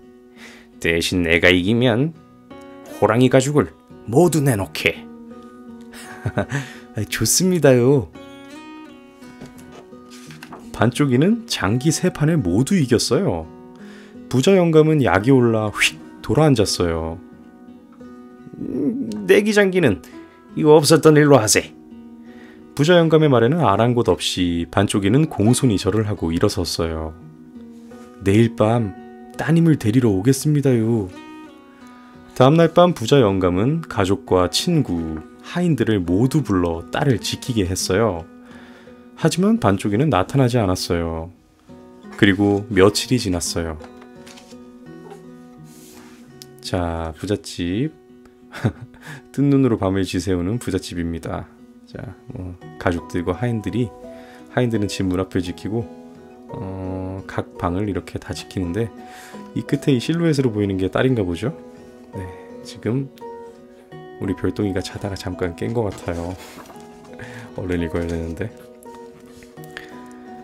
며칠 밤낮을 꼬박 세운 가족 친구 하인들은 꾸벅꾸벅 졸기 시작했어요.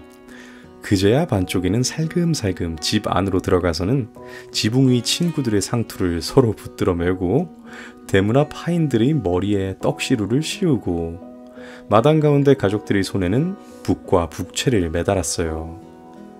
부자 영감의 수염에는 기름을 잔뜩 바르고 딸의 방 안에 벼룩 한 바가지를 뿌렸지요. 아이 간지러워 하며 딸이 방문을 열고 뛰쳐나오자 반쪽이는 냉큼 들쳐업고는 크게 소리쳤답니다. 반쪽이가 딸을 업어간다. 그 소리에 벌떡 일어난 부자 영감이 무심결에 담뱃대에 불을 붙이자 아이고 내 수염! 지붕 위의 친구들은 머리를 맞대고 아이고 내 상투. 대문 앞의 하인들은 이리 쿵 저리 쿵. 아이고 내 머리. 마당 가운데 가족들은 북을 둥둥 울리며 저놈 잡아라. 반쪽이 잡아라. 그 뒤 반쪽이는 호랑이 가죽을 팔아 대궐 같은 집을 짓고 부잣집 딸과 혼인을 했어요. 그리고 오래오래 행복하게 살았답니다. 하지만 과거를 보러 간 형들은 과거 시험에도 떨어지고 장가도 못 가고 그저 반쪽이만 부러워했답니다. 자, 이렇게 끝이 납니다. 자, 이 책은 뭐 누차 우리가 많이 들어오고 느껴왔던 거지만 상당히 짧은 분량으로 만들다 보니까 각색을 좀 많이 했어요. 그래서 생략된 부분이 많죠. 예전에 제가 읽었던 그런 버전에서는 이게 상서로운 이 평범하지 않은 반쪽이의 능력에 대해 어린 시절부터 어떤 일이 있었는지에 대해서 이렇게 미리 좀 일화가 많아요. 이런저런 얘기들이. 그래서 원래 보통 사람이 아니라는 거를 좀 알게 하고 이렇게 이야기가 진행됐었는데 여기는 마치 이제 좀 서프라이즈 이렇게 갑자기 이제 등장해서 좀 놀랍게 만드네요.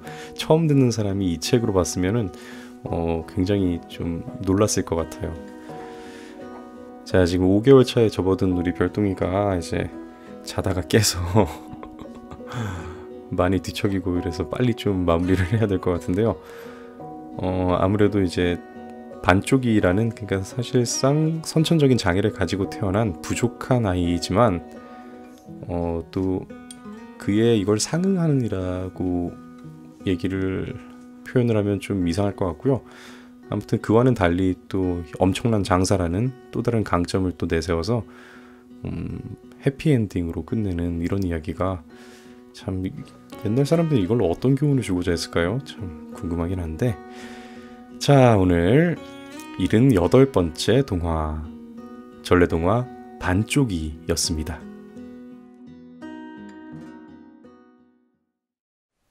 네, 오랜만입니다. 지금 우리 별똥이가 이렇게 잘 준비를 하고 있어요. 잘 준비를 할 때 이렇게 직접 동화를 읽어서 재우는 거는 처음인 것 같습니다. 저번에 낳고 나서 읽었을 때에도 그때 아마 잠들고 나서 읽었을 거예요. 근데 이렇게 아마 중간에 엄청난 방해를 받겠죠.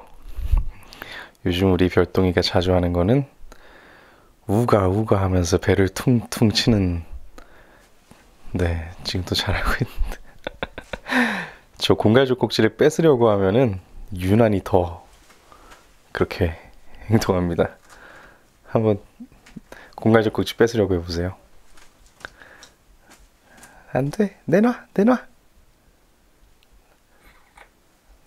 내놔 내놔 내놔 어느덧 이제 180일이 거의 다 돼갑니다. 자, 무럭무럭 잘 크고 있습니다. 가끔씩 이렇게 별똥이 모습도 보여드릴게요. 머무가 방해를 합니다. 요즘 상당히 찬밥 신세가 돼버린, 그래도 불쌍해서 미안하고 그래서 산책도 더 자주 가고 그래요. 이 녀석은 모르겠지만. 자, 머무 이제 시작하니까 낑낑대면 안 돼. 별똥아, 별똥아. 그래, 유연한 거 알겠어. 이제 시작할게. 자, 잘 들으면서 자야 돼. 시작하겠습니다.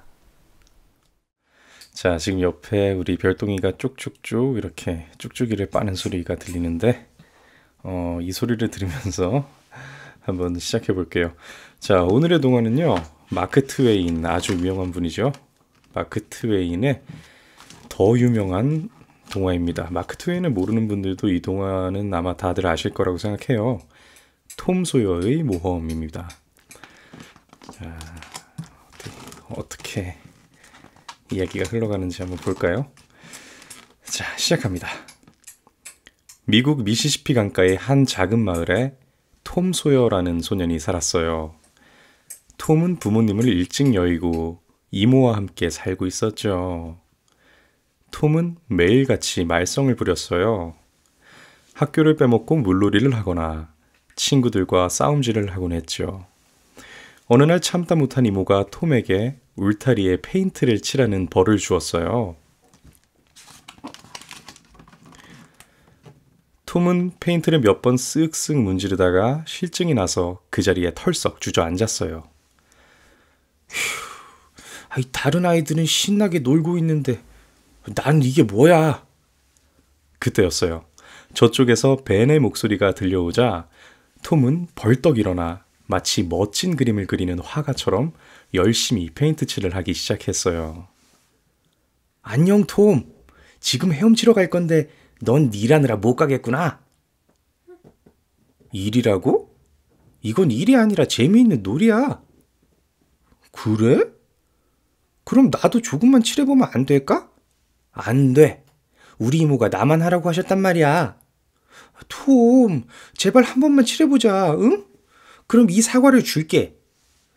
톰은 못 이기는 척 붓을 벤에게 건네주었어요.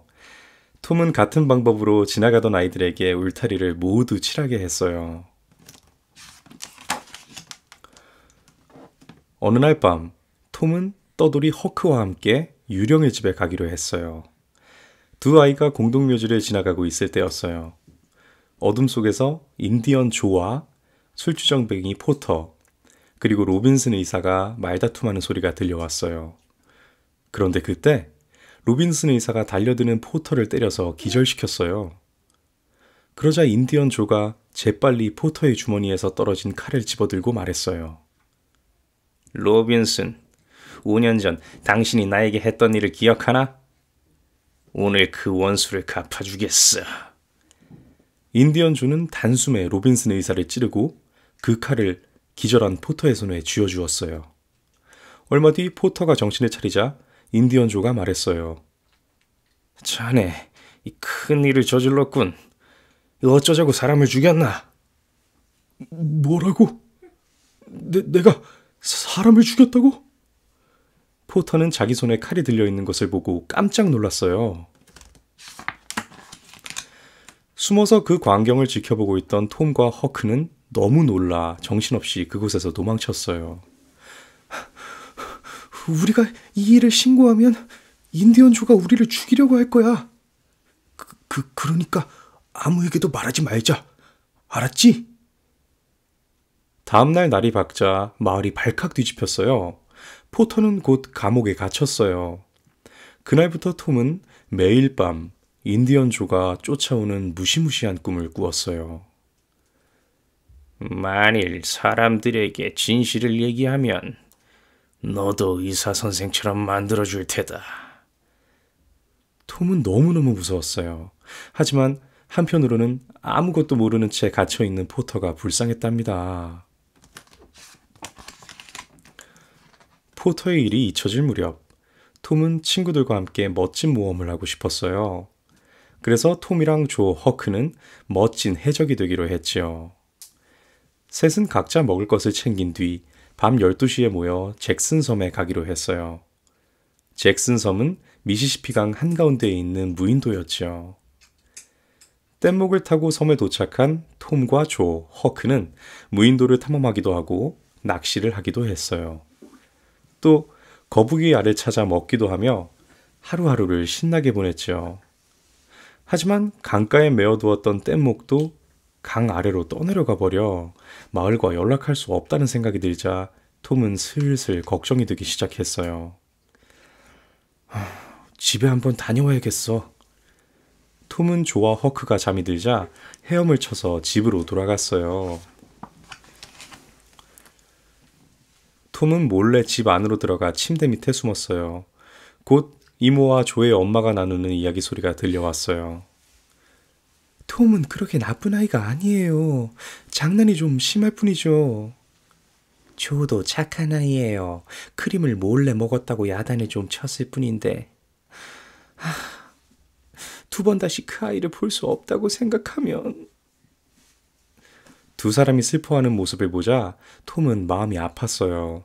당장이라도 달려가 사실을 말해주고 싶었지만 꾹 참았어요. 밤이 깊어지자 톰은 강가에 메어진 작은 배를 저어 다시 잭슨 섬으로 갔어요.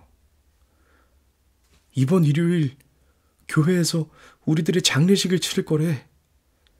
그 말을 들은 조와 허크는 깜짝 놀랐어요. 드디어 장례식 날이 되었어요. 교회에 모인 사람들은 모두들 쥐 죽은 듯이 앉아 있었어요. 목사님이 기도를 시작하자 여기저기서 작은 소리로 흐느껴 울었어요.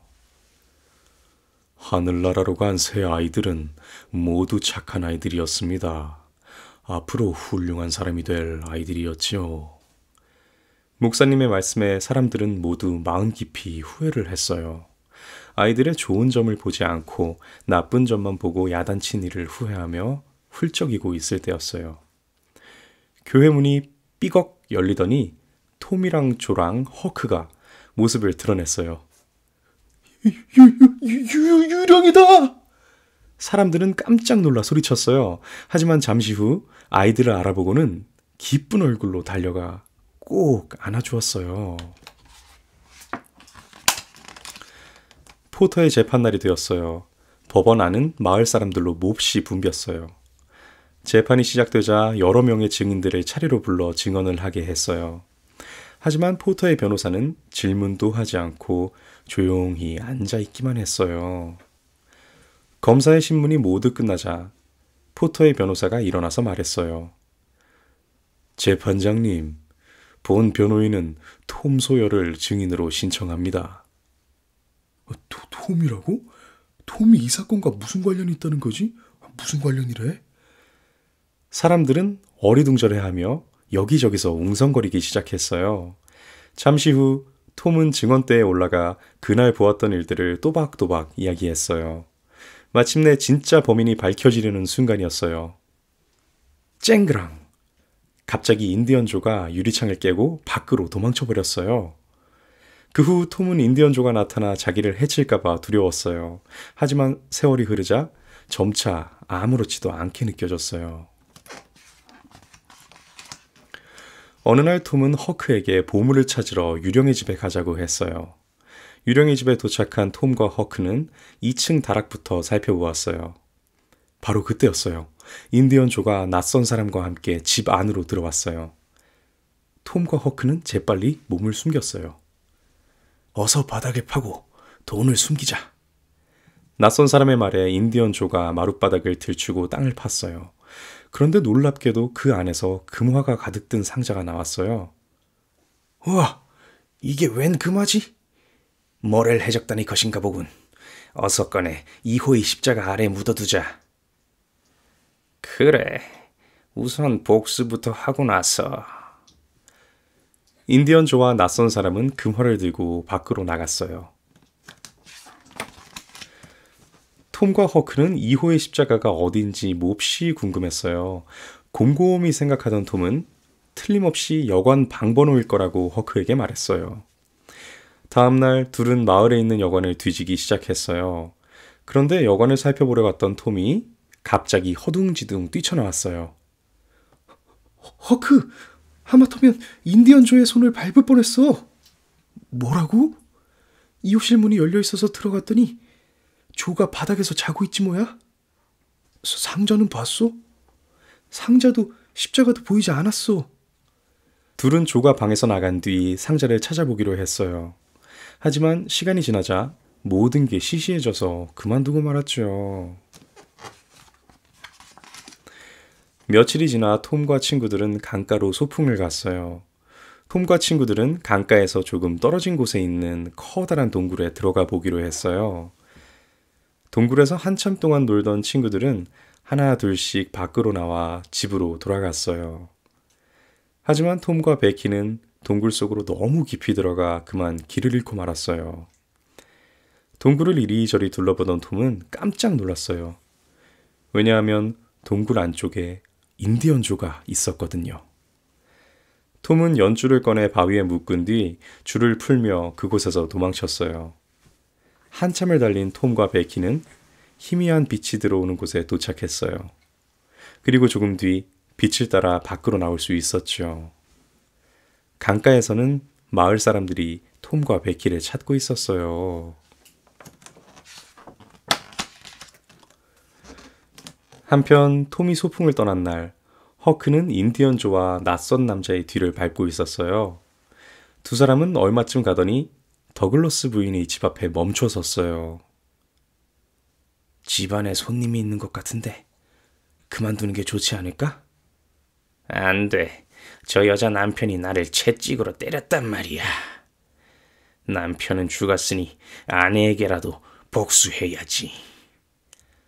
깜짝 놀란 허크는 가까운 곳에 사는 존스 노인에게로 달려가 그 사실을 알려주었어요. 존스 노인은 두 아들을 데리고 더글러스 부인의 집으로 달려갔어요. 하지만 숨어있던 존스 노인이 재채기를 하였어요. 그 바람에 인디언조를 놓치고 말았죠. 집으로 돌아온 톰은 친구들에게 자기가 겪은 모험담을 늘어놓았어요. 하지만 동굴 안에서 인디언조를 보았다는 말은 하지 않았죠.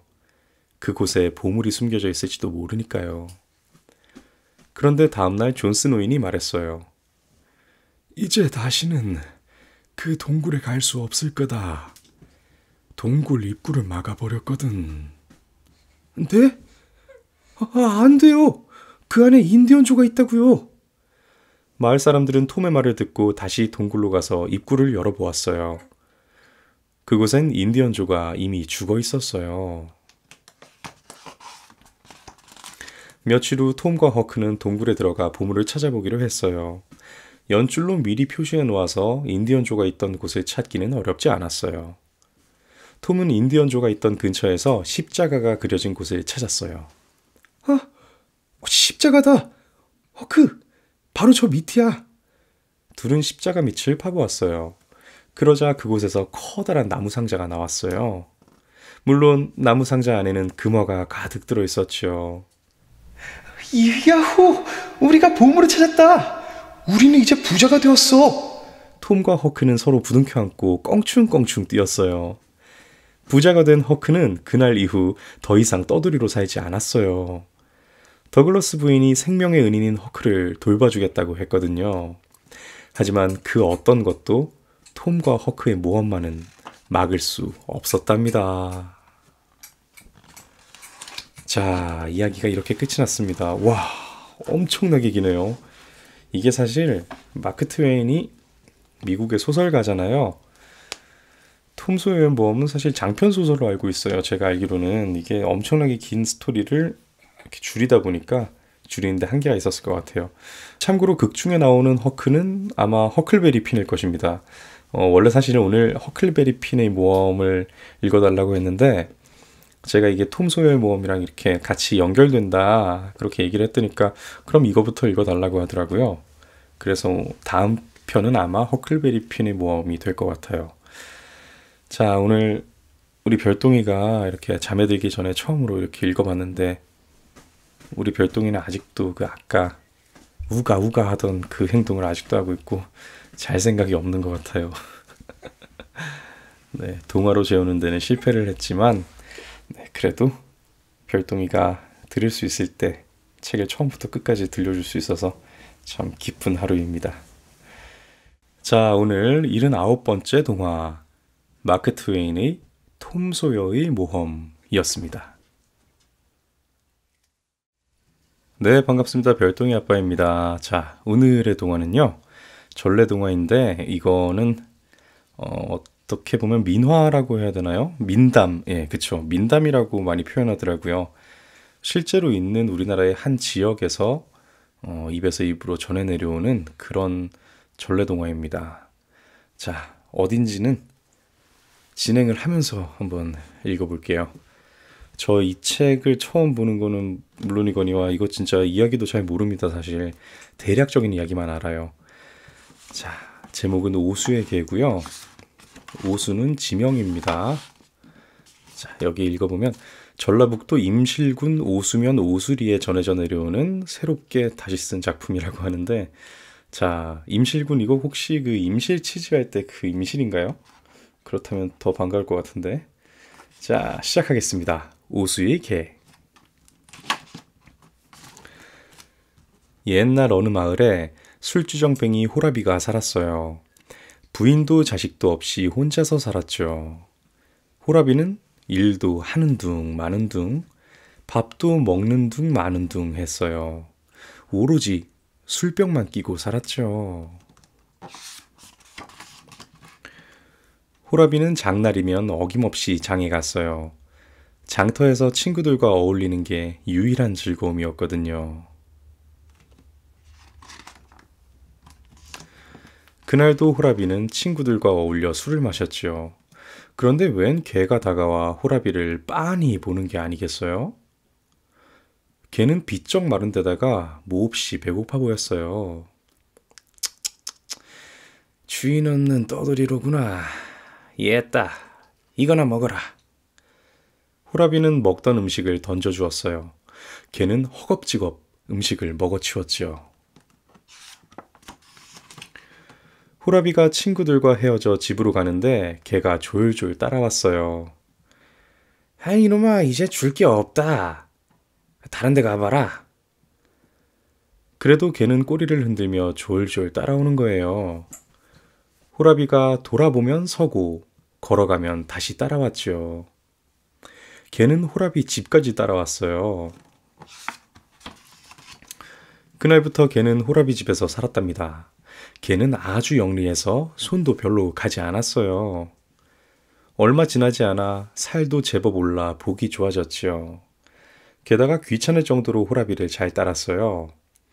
호라비는 울적해하다가도 귀염 떠는 개를 보며 허허 웃곤 했죠.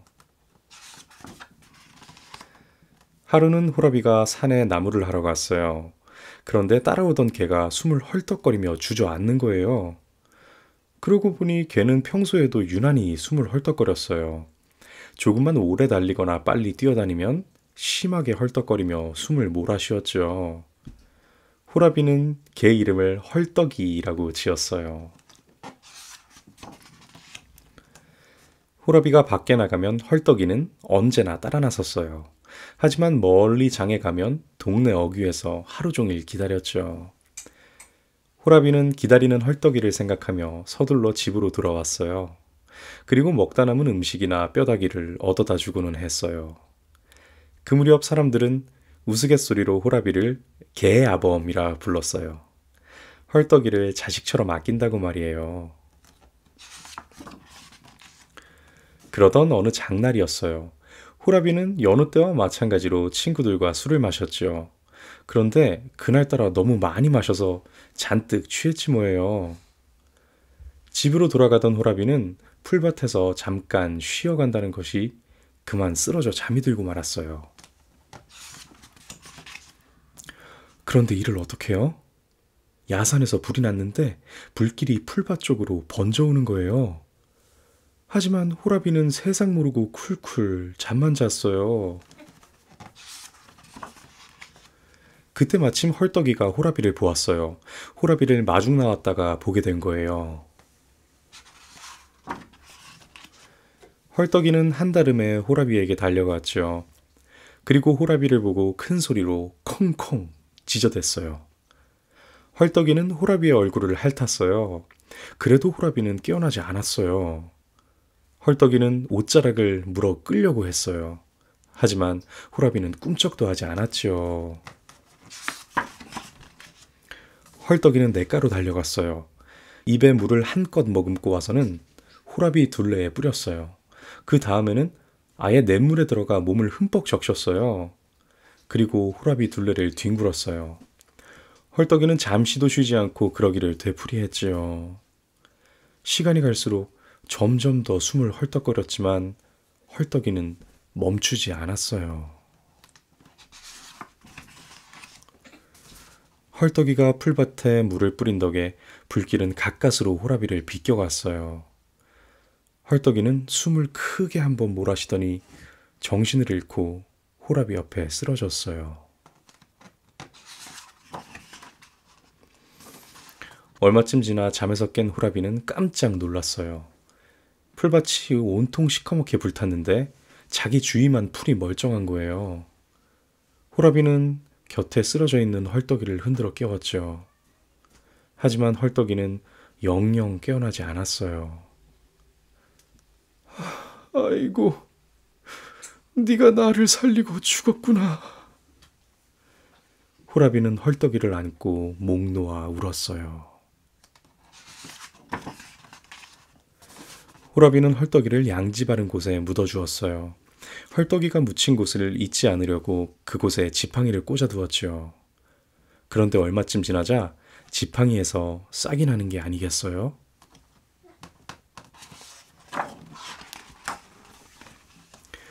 그 지팡이는 커다란 느티나무가 되었어요. 사람들은 주인의 목숨을 구하고 죽은 의로운 개 헐떡이가 느티나무가 되었다고 믿었죠. 그래서 그 느티나무를 오수, 곧 개의 나무라고 부르며 헐떡이의 넋을 기렸어요. 한편 그 뒤로 호라비는 아주 착실하게 살았답니다. 헐떡이가 준 두 번째 삶을 헛되이 보내고 싶지는 않았거든요. 자, 너무나 슬픈 동화입니다. 이거 슬픈 동화라 했는데, 우리 별똥이 왜 웃지? 이 밤중에 왜 웃어? 별똥아, 슬픈 동화라니까.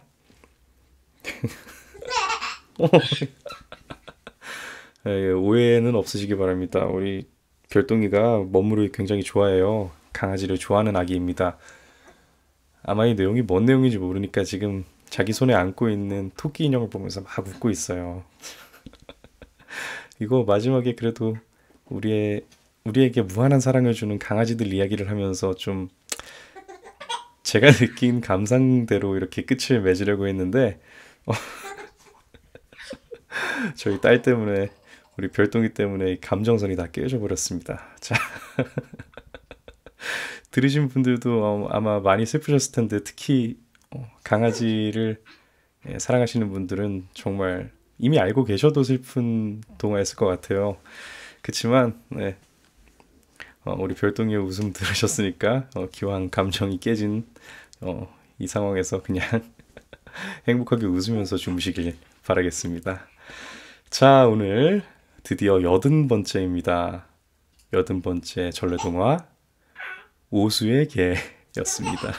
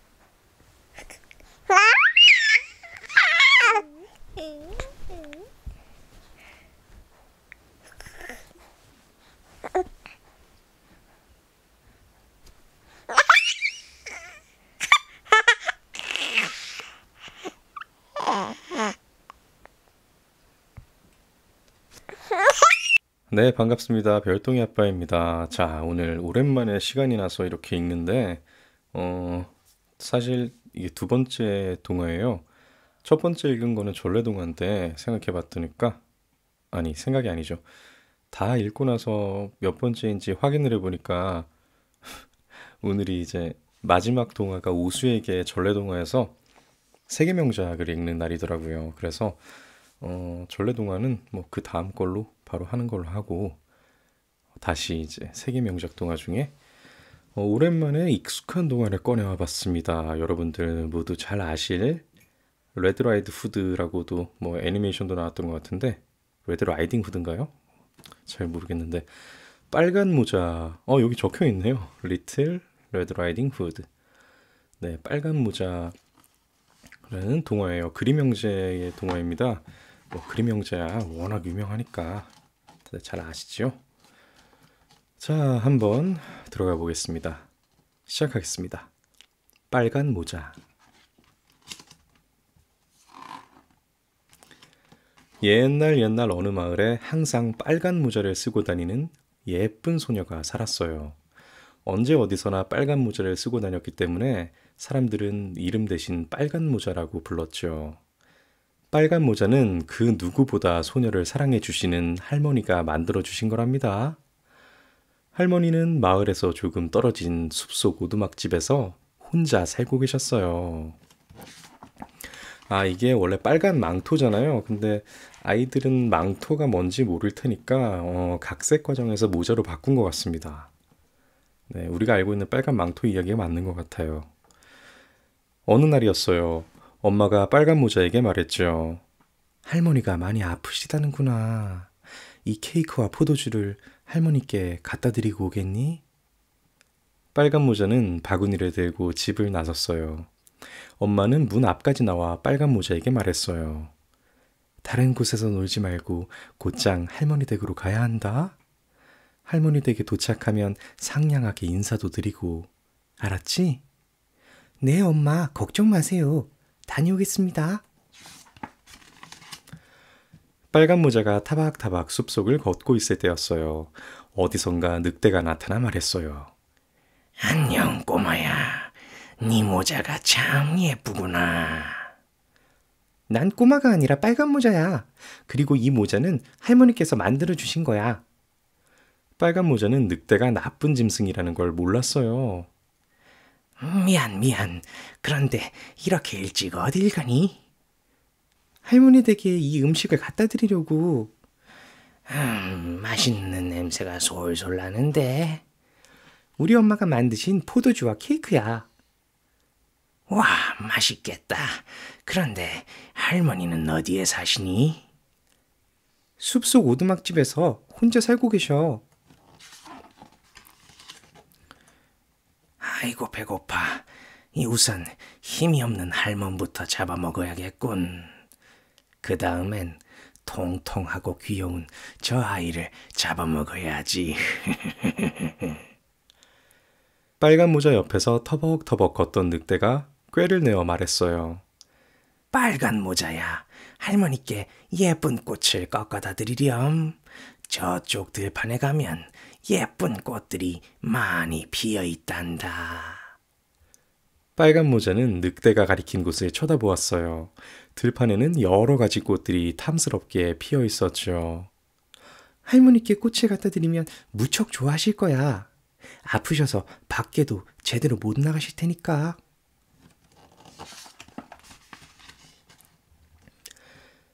빨간 모자는 엄마와 한 약속도 잊은 채 오솔길을 벗어나 넓은 들판으로 갔어요. 빨간 모자는 들판을 돌아다니며 한 송이, 두 송이 꽃을 꺾기 시작했죠.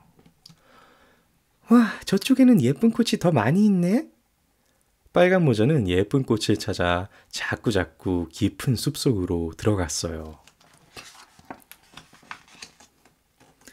그 사이에 늑대는 할머니의 오두막집으로 갔어요. 늑대가 문을 두드리자 안에서 기운 없는 할머니의 목소리가 들려왔죠. 뉘시여. 늑대는 빨간 모자의 목소리를 흉내내며 말했어요. 할머니, 저 빨간 모자예요. 아프시다고 해서 음식을 좀 가지고 왔어요. 빨간 모자라고? 오냐, 어서 들어오너라. 할머니는 반가운 목소리로 대답했어요. 말이 끝나기가 무섭게 늑대는 곧장 침대로 달려가 누워있는 할머니를 한 입에 꿀꺽 삼켜버렸죠. 그러고는 할머니의 잠옷을 입고 돋보기를 쓴 후 침대에 누웠어요. 이제 빨간 모자만 기다리면 되겠군. 잠시 후 빨간 모자는 꽃을 하나를 안고서 할머니 집 문을 두드렸어요. 할머니, 저 왔어요. 빨간 모자가 왔어요. 늑대는 이불을 턱까지 끌어올리며 말했어요. 얘야, 문은 열려 있단다. 어서 들어오렴. 빨간 모자는 안으로 들어오면서 이야기했어요. 할머니, 좀 괜찮으세요? 제가 케이크랑 포도주를 좀 가져왔어요. 고맙구나, 빨간 모자야. 그런데 할머니 목소리가 이상해요. 늑대는 들킬까봐 얼른 마른 기침을 하며 말했어요. 이 감기가 심하게 걸려서 그렇단다. 빨간 모자는 할머니가 걱정되어 침대로 다가갔어요. 그런데 할머니 얼굴이 이상해 보였어요. 우와, 할머니, 귀가 엄청나게 크네요. 그야 네 목소리를 잘 들으려고 큰 거지. 할머니 눈도 커졌어요. 너를 더 잘 보려고 그런 거란다. 빨간 모자는 고개를 갸우뚱거리며 말했어요. 어머나, 할머니 입도 정말 크네요. 그러자 늑대가 침대에서 벌떡 일어나며 말했어요. 너를 잡아먹으려고 큰 거지. 늑대는 빨간 모자를 한 입에 꿀꺽 삼켜버렸어요. 배가 부른 늑대는 침대에 누워 큰 소리로 코를 골며 잠을 자기 시작했어요.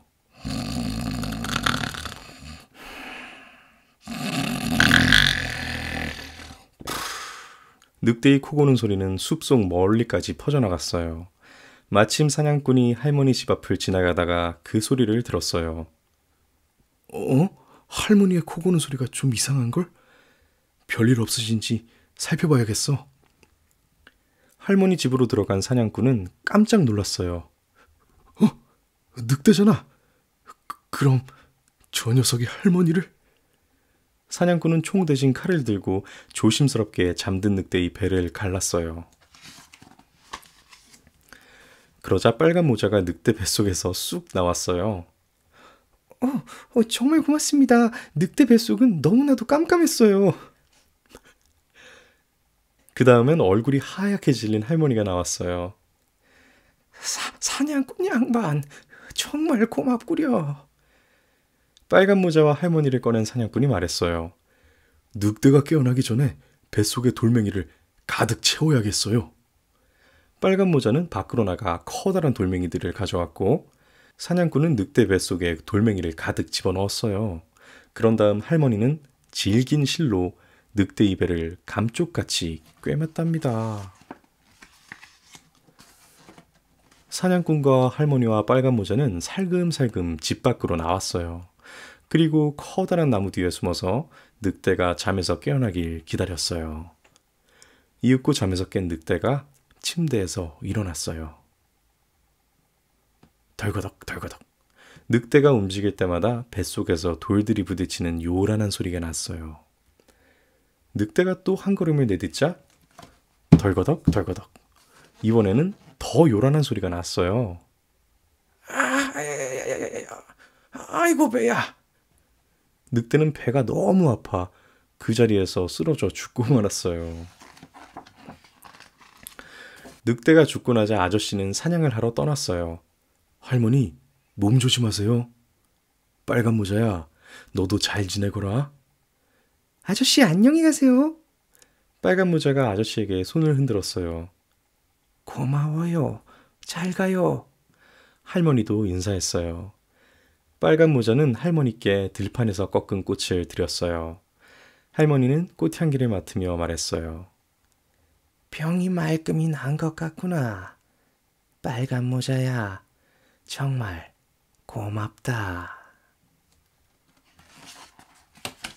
자, 이야기가 이렇게 끝이 납니다. 너무나 익숙한 내용이죠?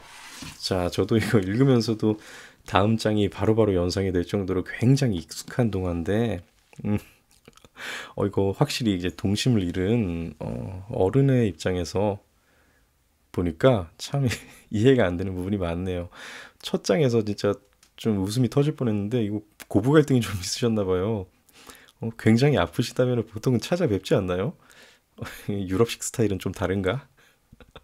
그리고 그 늑대가 나올지도 모르는 그 숲에 어린아이 혼자 보낸다는 게 네, 요즘으로 치면 큰일 나죠. 요즘의 서구 사회에서는 아주 거의 뭐 부모가 징역형에 처해질 수도 있을 정도로 네, 진짜 딸 키우는 입장에서 이런 거는 읽으면서도 말도 안 돼 이런 생각이 먼저 들더라고요. 아무래도 네, 우리 별똥이에겐 절대로 이렇게 심부름을 시키는 일은 없을 겁니다. 네, 뭐 너무 응석바지로 키워서는 안 되겠지만 요즘에 아무래도 늑대보다도 훨씬 더 크고 튼튼하고 위험한 자동차들이 돌아다니는 시대라서 아마 못 그럴 것 같아요. 네, 실제로 사실 해가 지면은 별똥이 엄마한테도 외출을 자제시킵니다. 네, 제가 없을 경우에는 택배도 받지 말라고 할 정도로 네, 좀 안전에 대해서는 좀 많이 쫄보 상태가 됐습니다. 결혼 전까지는 안 그랬는데. 자, 오늘 81번째 동화 빨간 모자였습니다.